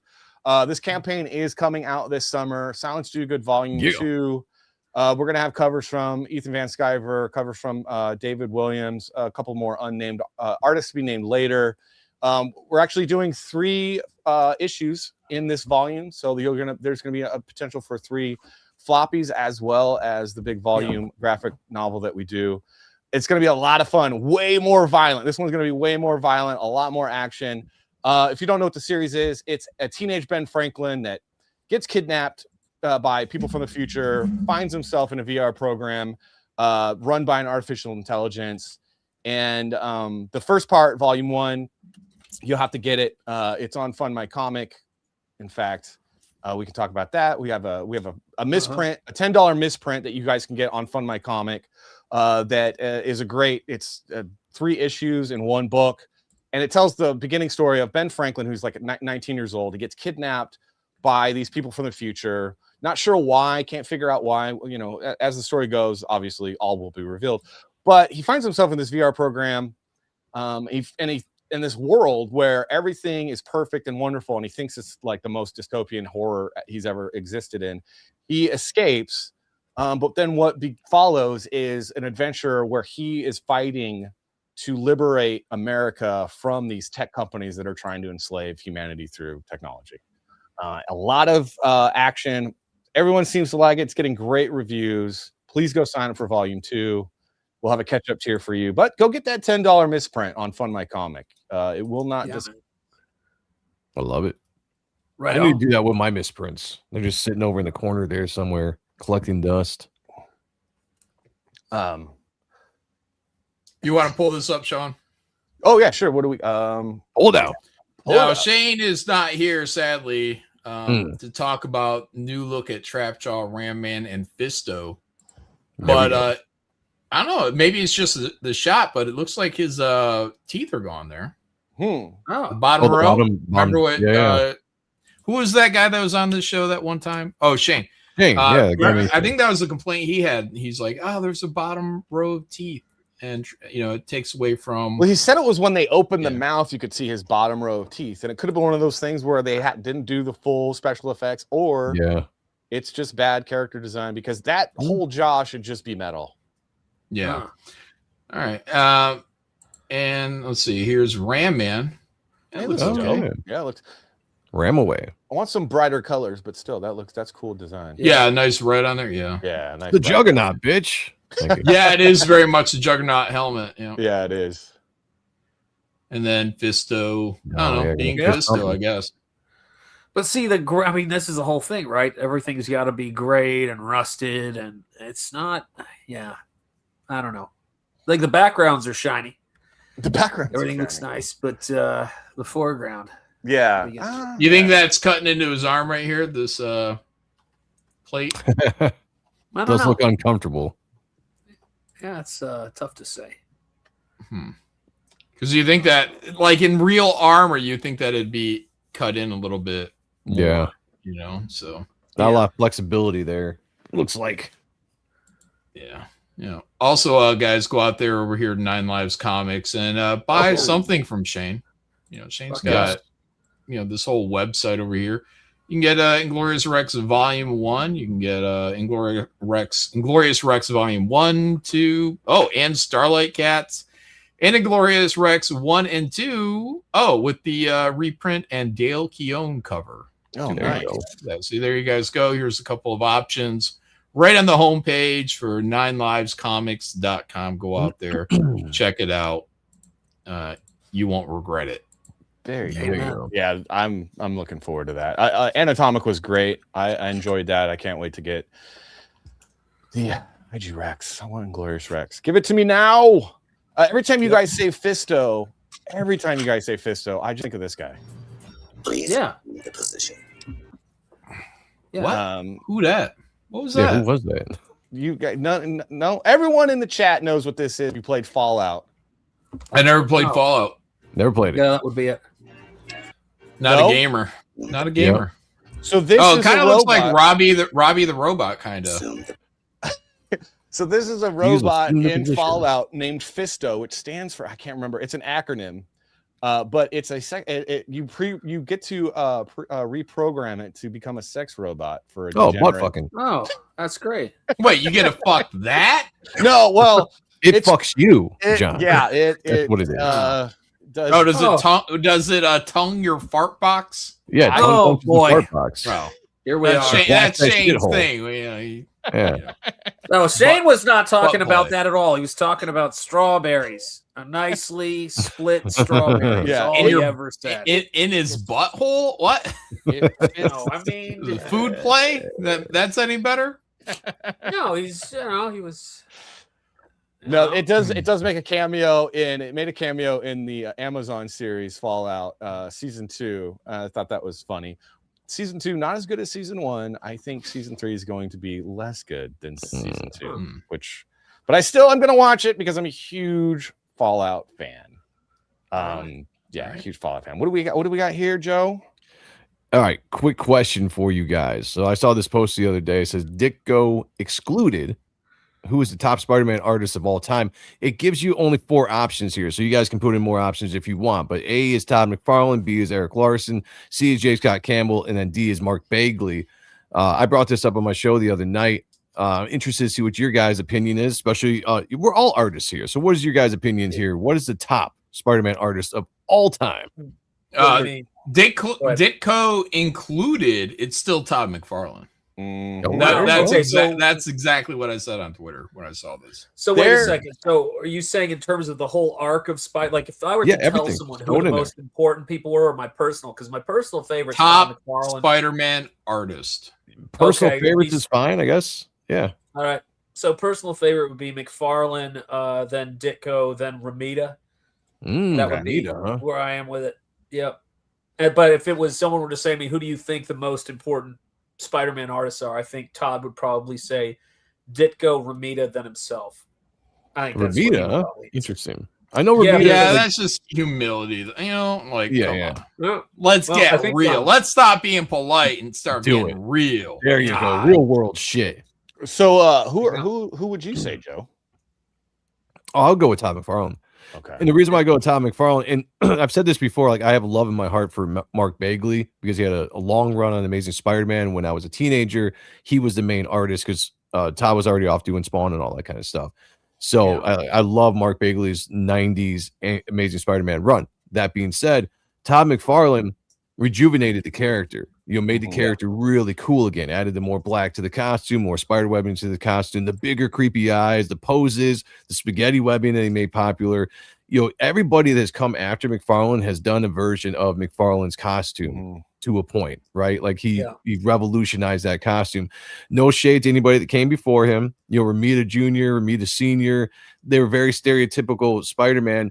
Good stuff, lunchboxes, all that, t-shirts, all this stuff, but they were like kind of boring, right? They're boring when you looked at the character. Tom McFarlane made the character cool in the 90s, and that hit the pop culture. So yeah, to me, Tom McFarlane all the way, number 1. Yeah, I mean, I almost left my wife 2 wow. summers ago. Yes, I'm sorry to tie it to this, but we were at Universal and they have the whole Marvel Comics section in Island of Adventure before they get rid of it because Disney owns Marvel, but it's all the comic themed stuff. She saw a Mark Bagley piece and goes, "Oh, look, is that Todd McFarlane?" And I just stopped walking and I just looked at her. And then I looked around. And I was like, there's too many fucking people here for me to really deal with this appropriately. So I just was sort of like, we'll talk when we get to the fucking hotel. Let's just talk when we get to the hotel. And she's like, but what did I said, we'll talk when we get to the hotel. Yeah, for me, it's definitely Todd all the way. I mean, there is no correct answer other than Todd McFarlane. That's just how it is. It's everything that you guys have said, especially like Joe, especially what you're saying is like he revolutionized. He took the character, a beloved character, and put it back to number 1, but completely, totally put his own take on it. That then becomes everyone's base to work from moving forward. Yeah. So for that alone, you have to give it to him. Yeah, I mean the posing alone.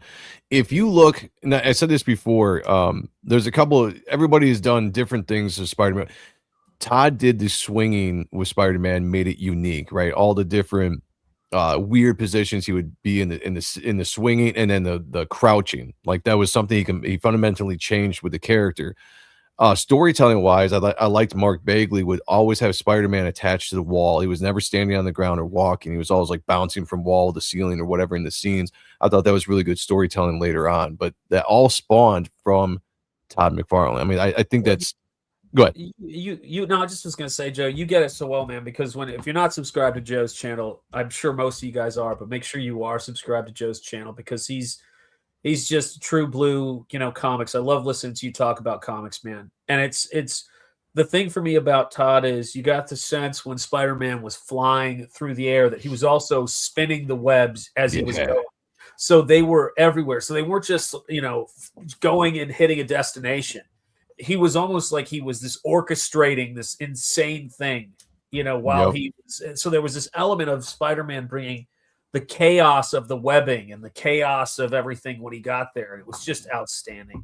I mean, visually, I mean, like John, we've talked about it before, adding that black into the costume, that much black in the costume. Now you have the blue highlights instead of the blue costume, really made that character a lot cooler. Just that's straight up is what it was. Like visually, it was a lot cooler looking in the 80s, well, late 80s, early 90s when he was taking over.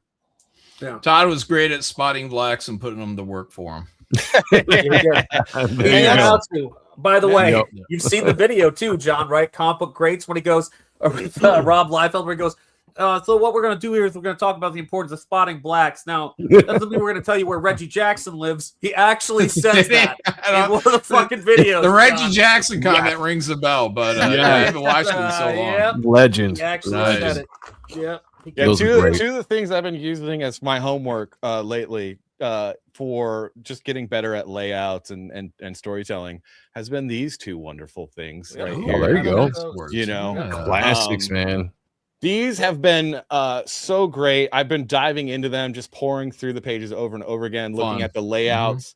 Because I'm new to this game, right? I spent years in advertising, doing animation, that kind of stuff. Comic books is not been my bag, but I've always loved it, always been a fan. And being able to be in Comicsgate and then also just getting back into being a kid, this was me at 10 years old. Being able to get back into this stuff and learn from it in a new way and see it in a new way. I'm just like, I love this. I never want to stop. Sleeping psychopathy. Look at all those tabs. Nerd alert. I know. You gotta tab that's a methodical mind you don't normally find outside of a serial killer. Oh, wow. Okay. Calling it out. Yeah, See the chat saying any love for Dan Jurgens, a serious man on the Spider-Man run that he did. I think it was Astonishing Spider-Man when he did that. That was all right. Sinister Six with Eric Larson, I thought was really good as well. So there's honorable mentions out there for sure. Yep. Yeah, I want a camera of John where it pans to the side like Steve Buscemi and Billy Madison, where it's like letterers to kill, and he takes a marker right.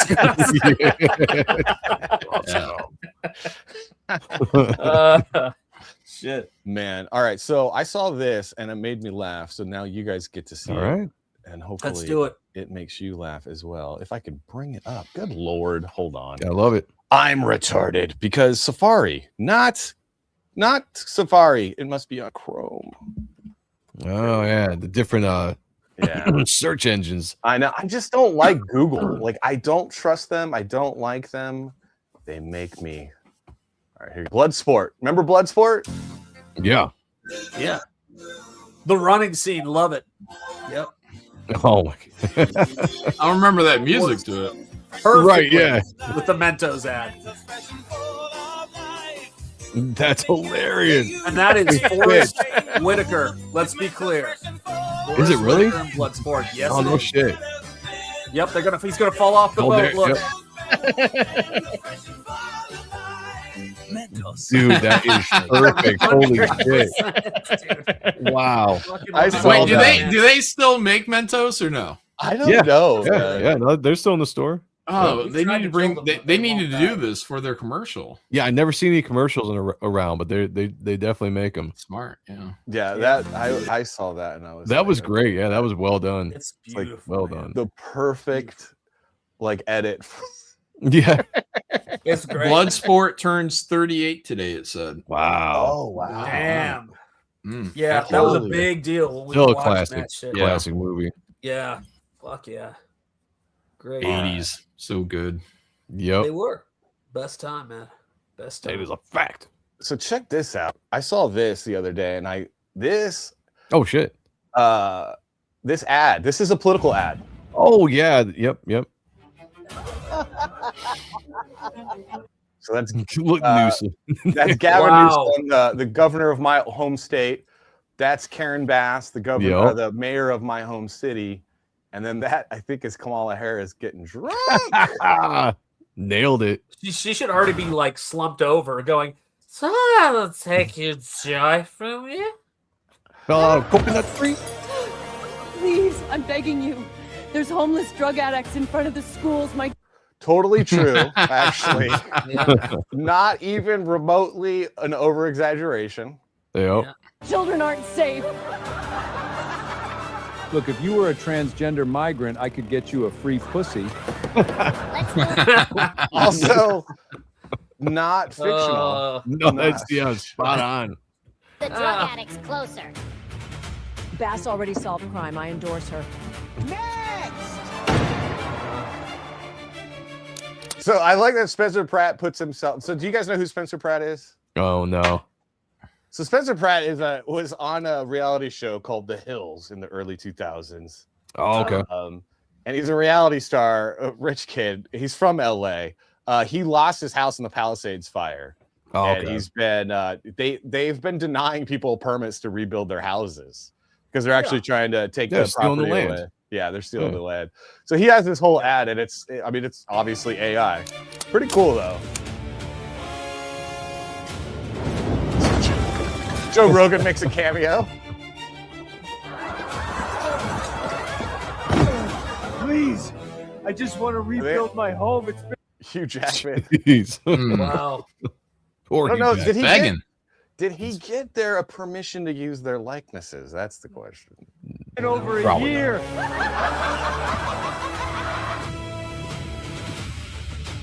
Mom, look.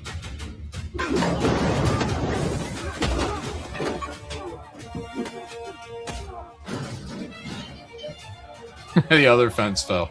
they probably on the AI prompt here. They're like, put the LA Capitol in the background. And they're like, let's do Washington D.C. Right? Yeah.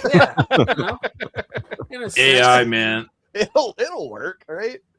They didn't have anybody to in the post edit like strip in something, do a little rotoscoping, and like maybe put something in there. This is a machine. If we want to burn this town to the ground, pull through that! I feel so close. You can do it, Spencer. I'm not sure how Marco Rubio is going to play well in Los Angeles, but yeah, we'll give it a you never know. there.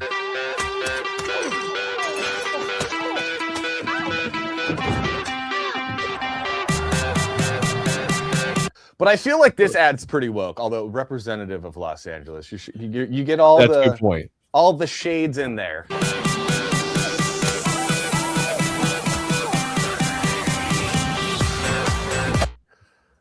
But yeah, anyway, that's all AI, man. That's going to be our future. This is our future. Is going to be idiocracy and AI commercials. Sleeping Psychopathy says not enough Cubans in LA. The voices sound better. The lip syncs look better. I mean, it's getting this better. stuff, guys. We're like what are we? 4 months in? 4 months in? 5 months in now? Oh, into the 5 months year, in? yeah. Yeah, man, this stuff in 5 more months. You know, it's just it keeps getting fucking better, man. It's crazy. It's getting a little. I feel like though AI is going to end up being like multiplicity, where people are going to stop creating and just use AI. So then AI is just going to be copying AI and copying AI and copying AI, and then we're gonna see a peak, and then we're gonna see it dip, and it's gonna be like Multiplicity, where it's just gonna be like, she touched my pee-pee. Getting done. She touched my pee-pee. Dude, first of all, that is the greatest. No, it's she touched my pee-pee, Steve. He Peppy. calls him the wrong name, which is my favorite. He calls him Steve the whole fucking Steve. time. Steve. She But that touched my peppy, great Steve. movie. But it's actually I like the first clone, the one who's all the work. Yeah. all the work. He was my favorite, man. I was like, let's get rid of the first guy. But no, the thing about all this stuff is you're right. It's the more people who put dumb shit into AI, that's its one flaw. It's going to be just like what you were watching, what's it called? The Big Short. And they're saying, here's all these AAA. So now we're going to start putting shit into it. And then it's going to collapse. The thing about art that makes it good is that not everyone can do it and not everyone participates in it, just like the NFL, just like what we were seeing when we were saying, oh, models, right? What should models look like? We got to include everybody in a model. And it's the thing that's so strange to think. I never think that when I hire a professional to do work for me, that anyone could do what they do. That's why they're a fucking professional. Yeah. And I think it's going to be fucking hilarious where it goes. Fucking dying. It's gonna be interesting. That's why you should all go get Silence Do Good, because you can follow along as it work. What to do next? It'll be your how-to guide, how to deal with AI in the future. It'll be really good and informative. There you go. Word. Also full of violence. But did you guys hear about did you guys want to talk about anything else before we start wrapping it up? We got 5 minutes left. Anyone want to bring anything else up? Yeah, I got one more thing to talk about. Bring it up. Give me a sec. Did you guys hear about the AI that this guy was going to shut down the AI, and it blackmailed him? It said, if you try to shut me down, I'll release all your emails about your affair with your wife. That's fucking hilarious. Well, that would be that would suck. Yeah. Crocodile, what's this? So Crocodile Dundee is getting a 4K release, and this is what people are like, oh yeah, you got to have VHS because they're going to censor everything. Even though it has a warning at the beginning, where this was made in a different time, okay, so that's all you should need. But then they went and they cut out 2 minutes, I think. Yeah, 2 minutes of the movie, which is where he runs into he's hitting on a girl, or she's hitting on him, and someone's like, hey, that's a tranny. Or that's a man. And he's like, is it? And then he reaches down and grabs her junk. He goes, that's a fag, is what the cabbie says. He goes, she's a fag. That guy's a fag. And so they cut that whole 2 minute sequence out. So I guess here it comes, guys. So all you guys like, I got my stuff on VHS. There you go. There's a feather in your cap. Yeah. I should have kept my I need VHS collection. two additional minutes, okay, of Linda in that swimsuit. I was going to slow say, the scene down. Yep. Joe, if you don't like that scene, then I really don't fucking know you. Like, no, I love this scene. I was going to say, when John was bringing that up, I was like, that better not be touched. I was like, that's what Martin Luther King Jr. was talking about. I had a dream too. Yeah. And it was that swimsuit. Yeah. Is it what? So which is better, that scene or Ferris Bueller? Or not Ferris? Fast Times at Ridgemont High. Phoebe Cates. That scene in fucking Crocodile Dundee, because I'm an ass man. That's it. There you go. Thank you, Sean. That's my license plate. Like, turn that bitch around, and then we have a conversation. I love some titties. Don't get me wrong, but give me a nice ass. I'll take that. Yeah.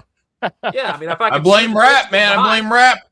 Made everybody wrong. What's up, Low Watermark? What's up? All right, we got 3 minutes left. I've run out of things to talk about. I'm sorry, I suck. Yeah, that's not good. You know what? No, I wanted to talk about this. John, you posted this the other day. Oh, all right. Or today, I think. What was it? Hayden Panettiere. How do you say her name? Oh, Hayden she's Panettiere. bisexual now. Yeah, this is the chick from, and I had to look her up because I thought it's the chick from Heroes. Remember, it was like Save the Cheerleader, Save the World. Remember I think the she was the Titans, cheerleader. too? Yeah. So, anyways, she's had no career for basically 20 years now. I guess I don't know when that show was out. So she's trying to sell a book, and she thinks the thing to do is to announce, oh, by the way, I'm coming out as bisexual. Yeah. I was just like, that's a softball these days. Who fucking cares? I mean, is it even worth announcing in 2026? You know what I mean? Not even a big thing anymore. Everybody's bisexual in Hollywood now. Like, Are you well, like, these chicks for sure? Oh, yeah. girls in the early 2000s were like, I'm bisexual because they were trying to get that one guy they couldn't get on their own. They were trying to, well, yeah, I might be able to get him if I'm bisexual because hey, two girls is better than one, right? So I'm like, but also it's like, yeah, exactly. She's trying to matter. She's trying to matter. She hasn't mattered in 20 years because she's a white woman that's aging like milk. I saw her makes her years interesting. ago in 2007 at Wizard World in Chicago at the Heroes panel. She looked pretty. I always thought she was attractive young lady. I do think she got a boob job though. Rashmataro says at least she isn't me tooing anyone. That's true, Rashmataro. The point is, it's just like, why does everyone feel like they have to announce something to put them in like a victim situation? Right. You know what I mean? Like, this is your private bedroom behavior. You need to, you need to announce these deviancies to the world. Everyone's got to know what I knew. Mm-hmm. Every toe sucker out there got to announce that. Where are all the toe suckers at? Why aren't they announcing this shit? Where's Tarantino? Where's Tarantino saying, "Hey man, I like to suck on those toes" before he launches his autobiography? He probably wouldn't do it because he's got an actual career and he doesn't feel like he's gonna have to boost sales by announcing some fucking kink. You know what I mean? Just like it's just weird, man. This is pretty fucking milquetoast, though. I think you're right, John. This is like coming out and saying, "I just want to say I'm bisexual and I like the missionary position." Yeah, So, coming out as sexually normal or normative would be brave. Yeah, coming out and being like, it'd be offensive, right? Like, what would be more interesting if she's like, I'm coming out as completely traditional. I want to stay home and cook and clean for my husband and raise his babies, and everyone would be freaking out. No, that's the new play, guys. But if you want, like if you feel like you need to boost sales by telling us your bedroom behavior, give us the details. Yeah, right. Ladies. Make release the video or where's that strawberry going? Make a sex tape and pretend like it got stolen. Like jump on OnlyFans like Shannon Elizabeth. Right. Yeah. Which, by the way, made like over $1 million on her first day in OnlyFans. Who? Shannon Elizabeth. She started OnlyFans. $1 million in day one. Yeah, wow. I heard some of that. Good day for her. one. You get the better version of her in American Pie. Why do you need to get the old washed up version? Well, on here's the thing. OnlyFans? I don't even think she's getting naked on that. If you read the article, right, because that's what that girl from Sopranos did. Like she went up on there to, I don't know, pay off her fucking house and made $1 million. Same thing, but it's like it's not even nudes. It's I don't know, underwear, bathing suits. You know what I mean? Yeah, it's maybe some risque stuff, but it's like a closer, more intimate look at her life. I read this entire article on the Ronan Joe show on Sunday, and that's all it is. I was like, there's a lot of people I bet signed up thinking they're going to get all this like nude or maybe porn from her, and that's not what you're getting. You're basically getting Instagram, except maybe a little bit more intimate look, but you ain't getting titty shots. Way more interesting than some washed up actress from 20 years ago saying I'm bisexual. Who cares? Who cares? Yeah, it's not stunning and brave anymore. It's 2026. I mean, it wasn't that much of a shock back in the fucking 90s. Like, who fucking cares? No one fucking cares. No one cares. Yeah, that was some basic shit in the 90s. It's even more basic shit now. Peace. Yeah. Well put. No beehole. No. What? Oh, wow. Okay. Yeah. All right. Well, there you go. The world is falling apart. AI is taking over, and great movies this year, guys. Yes. At the end of this show, go on to your Apple TV or Prime. I got it subscribed through Prime. And watch that Widow's Bay. 3 episodes. I think they're only like 30, maybe 40 minutes each. And maybe the first one's longer. I don't know. They're not that long. Go watch it, guys. I think it's a really good show, and most of you are going to like it. Some of you aren't. Like I know. I'm going to watch it with the wife. Watch it. All right. You can watch that movie. Like there's a couple of cuss words, but it's really pretty damn clean. Nice. Pretty damn clean. It looks more interesting than The Boys season 5 has been, let me tell you. Okay. Oh, I haven't watched any of that. But I mean, like it's like ghost stories. Like that's what this show is. I don't think there's anything except for harsh language going on in this whole show right now. So Anyways, whatever. I'm just saying, like, I'm in Johnson Square. No, it's a good show, though. It's a good show, like The Fog was a show. Well, then again, dude was getting laid in The Fog, wasn't he? Yeah. Yeah. This guy hasn't gotten laid yet in this show, but I believe in him. I believe he will. Right. All right. All right. Widow's Bay, high recommend. The Boys season 5, no recommend. Right. That's been our Hard Art show. Mhm. I want to thank everybody in the chat for subbing and subscribing and getting us over the 500 mark that we've been needing to get to. Really, really appreciate you guys. Thanks for doing that. Any final words, John? Cord Winter says John was afraid. I wasn't afraid, but it's ghost stories. It's spooky. Your skin, like like, ugh, you know what I mean? Like, it's a spooky. It's a funny show, and it actually is spooky. And it balances the whole thing well. You got to watch 2 episodes at least. Just watch the first 2 episodes and then judge. Because the first one I think is more funny than scary, and the second one is more scary than funny. Okay. So there you go. That's John's final word. Shanth, any final words? What are we dying? Guys. Yeah, that's what I was gonna say. I love you guys, and the stuff that you find in that safe, don't judge me. Right, go next. Okay. Right. Everyone go back spring ball on Indiegogo. You won't be disappointed. Joe? Reaper Destroyer issue 2, May 15th, next Friday, launching. Go sub to the Rona Joe channel and check out superiorpresscomics.com for all your needs. Go back me, bro. Go follow that on Twitter and go buy something from 9livescomics.com. Do it. There you go. From that one guy that used to be on the show. Yeah, RIP. We fired, but he still makes great comics. Yeah. All right, guys. Thank you all for being here. We are out. Bye.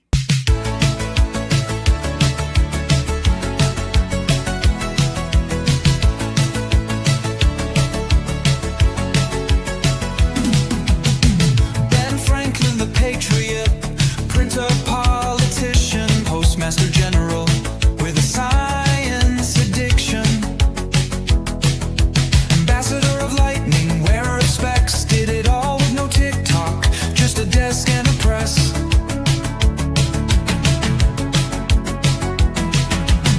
Invented bifocals, double your view, that made an harmonica that Mozart knew. Mapped the Gulf Stream, tracked it precise, and cooked a dang turkey with electric spice. He saw the world through 2 lenses at once, one for the stars, one for the page. He gave his silence to the storm, and it answered back with fire. No throne, no sword, just thought and thunder.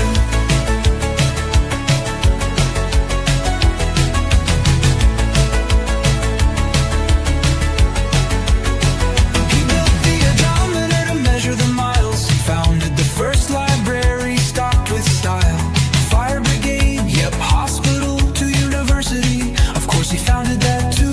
He dropped the first cartoon, join or die, wrote almanacs that never lie. Coins the terms, battery, charge, conductor, shock the world. No need for a thunderstruck cover. He saw the world through 2 lenses at once, one for the stars, one for the page. He gave his silence to the storm, and it answered back with fire. No throne, no sword, just thought and thunder. He didn't ask for power, he studied it. He didn't chase fame, he printed it. One letter at a time, 1 century too soon.